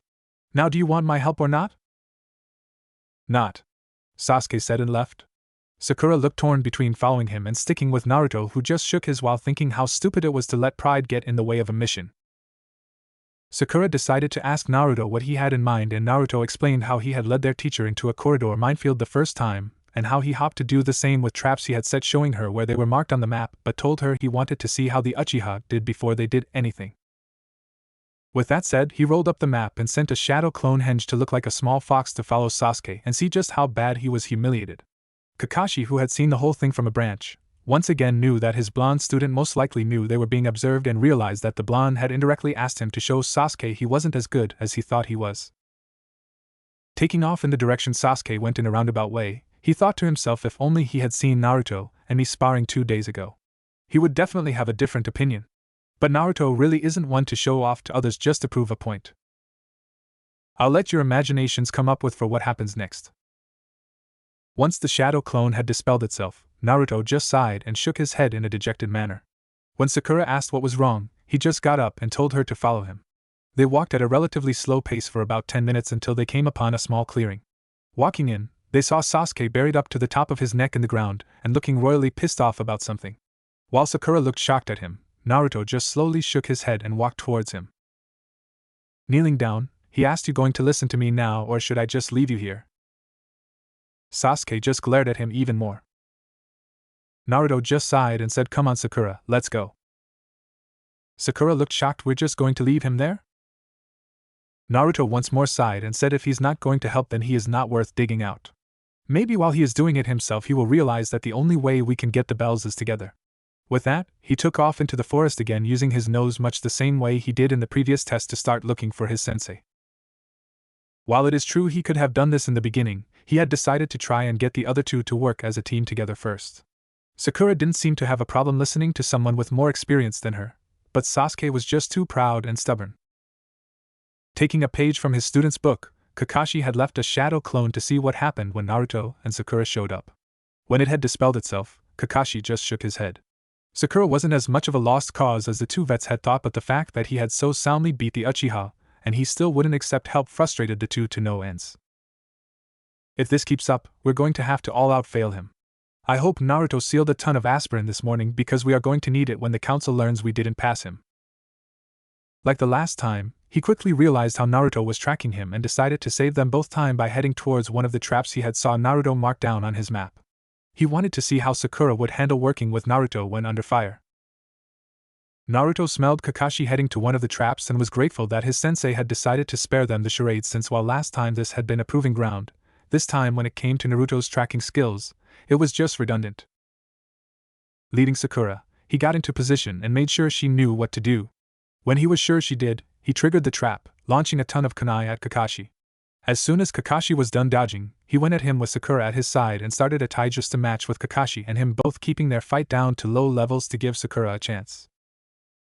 "I'll give her this, she's determined not to lose," Kakashi thought as he dodged a badly thrown punch from the pink-haired girl. "Though she really needs to work on her taijutsu."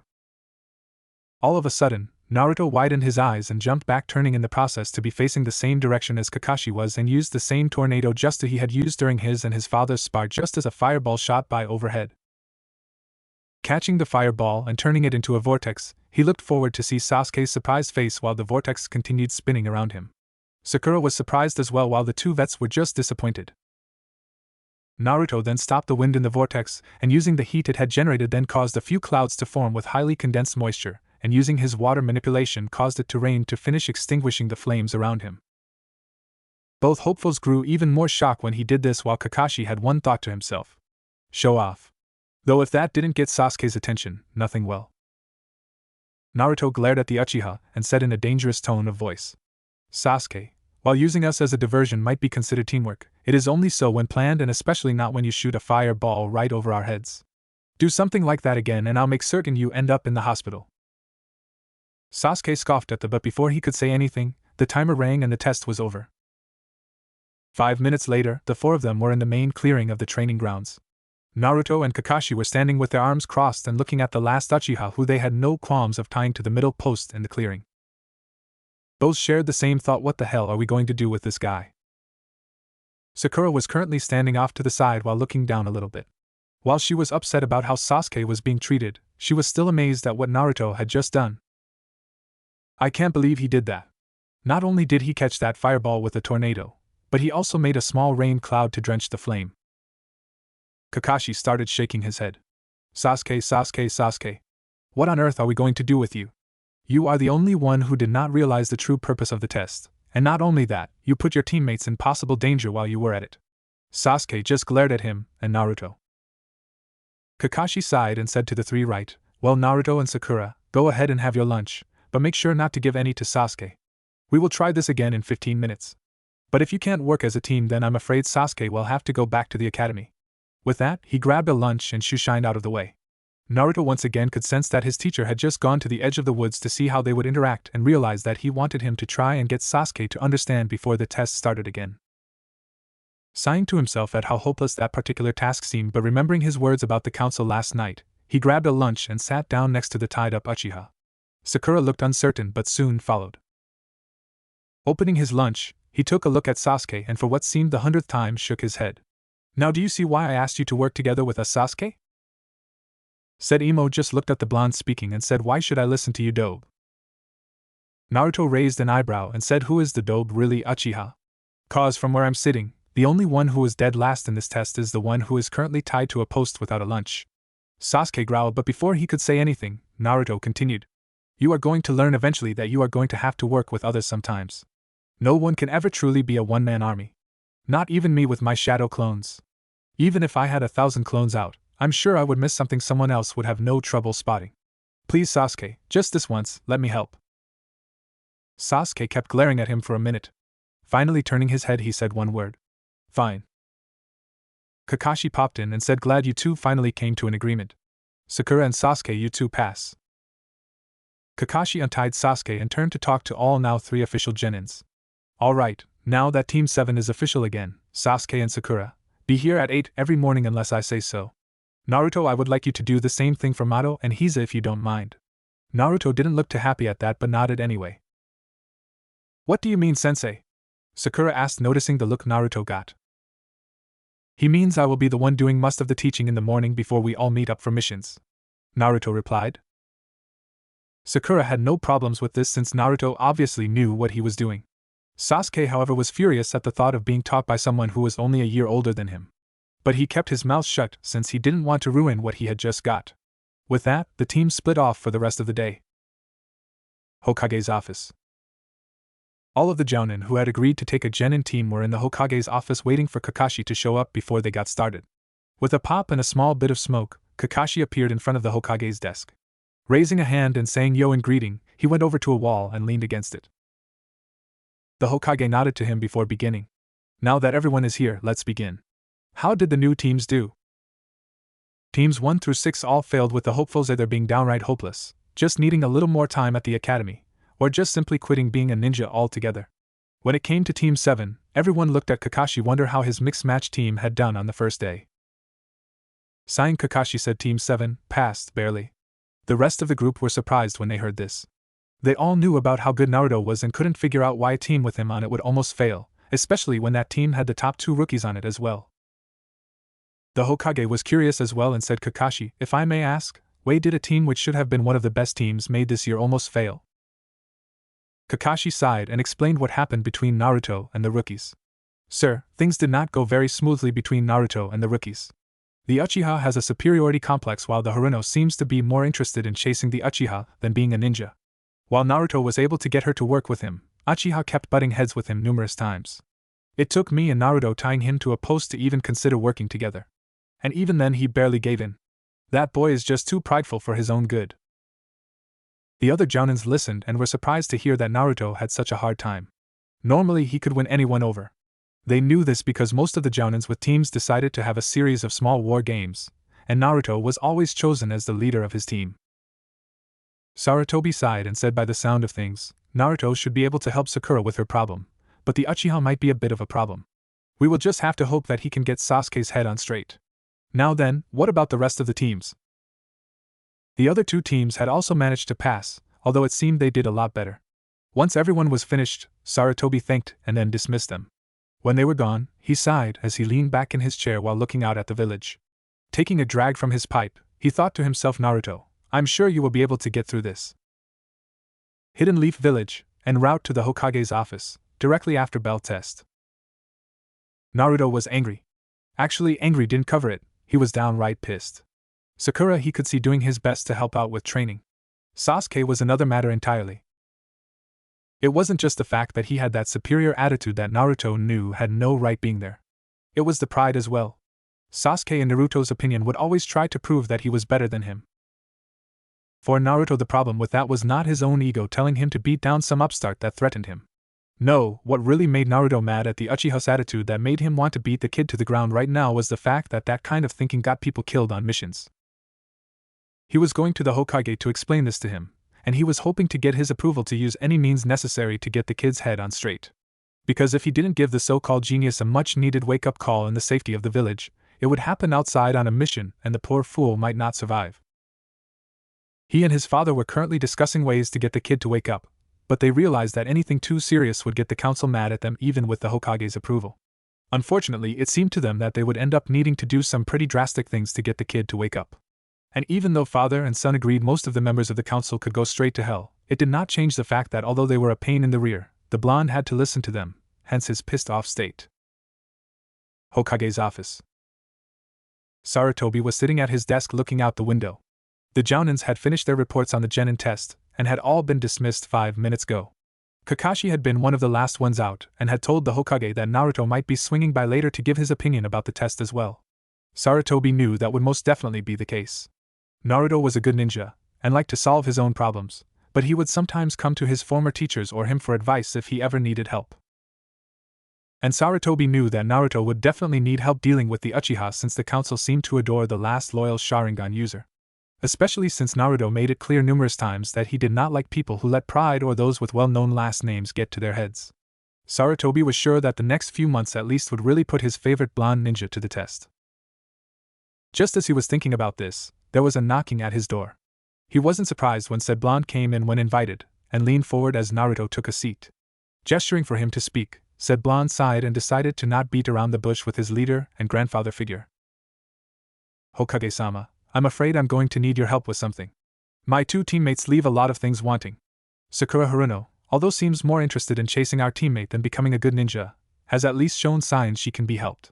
That I can handle on my own. What I really need your help on is dealing with the other new member of Team 7. Naruto paused to gather his thoughts. Even though he and the Hokage were close, he knew this was a delicate matter and so chose his next words carefully. I can clearly see that Sasuke Uchiha and I will constantly be at odds with each other. He has allowed the village's worship of his clan get to his head and has proven multiple times during the test that he will not or cannot work as a team player. The reason he has done this is that, as he himself has stated, he strongly believes that he is superior to everyone else and does not need help. I have tried multiple times reaching out to him, but failed all but once. The second to last time, Sasuke actually put not only me and Kakashi-sensei in danger but his classmate as well. The only reason he even agreed to work with us last time was because we threatened to send him back to the academy, which if the council was not so interested in him, I would have done anyway. The boy needs a wake-up call, sir. And I'm afraid only a rather rude one will have any effect whatsoever. However, like I said, the council has interest in him. Therefore I need your approval for me to do what I feel is necessary to open his eyes. Because if it is not done in the safety of the village walls, but outside during a mission, I cannot guarantee that the Uchiha will survive. The Hokage listened with his full attention and knew that Naruto was serious about this 110%. He agreed completely with him, especially about how the council was interested in the Uchiha, and what that implied. Nodding his head when Naruto had finished, Sarutobi said, "I have heard your case, Naruto, and I agree to it. Do what you feel is necessary to set Sasuke Uchiha on the right track. I will do my best to keep the council off your back while you take care of this problem. Just make sure not to kill him." They both chuckled a little at that. Naruto then thanked the Hokage and left the room. Unknown to the other, both had the same thought as he closed the door. This is going to be interesting. Team 7 training grounds the next day. Just as the day previous, the two rooks came to the training grounds 5 minutes early. What they came across astounded them. Naruto was sitting in a meditative position doing breathing exercises. This was not what shocked them though. What did was the fact that he was currently 3 feet of the ground and they could clearly see the wind forming a small funnel that was no bigger or smaller than Naruto himself.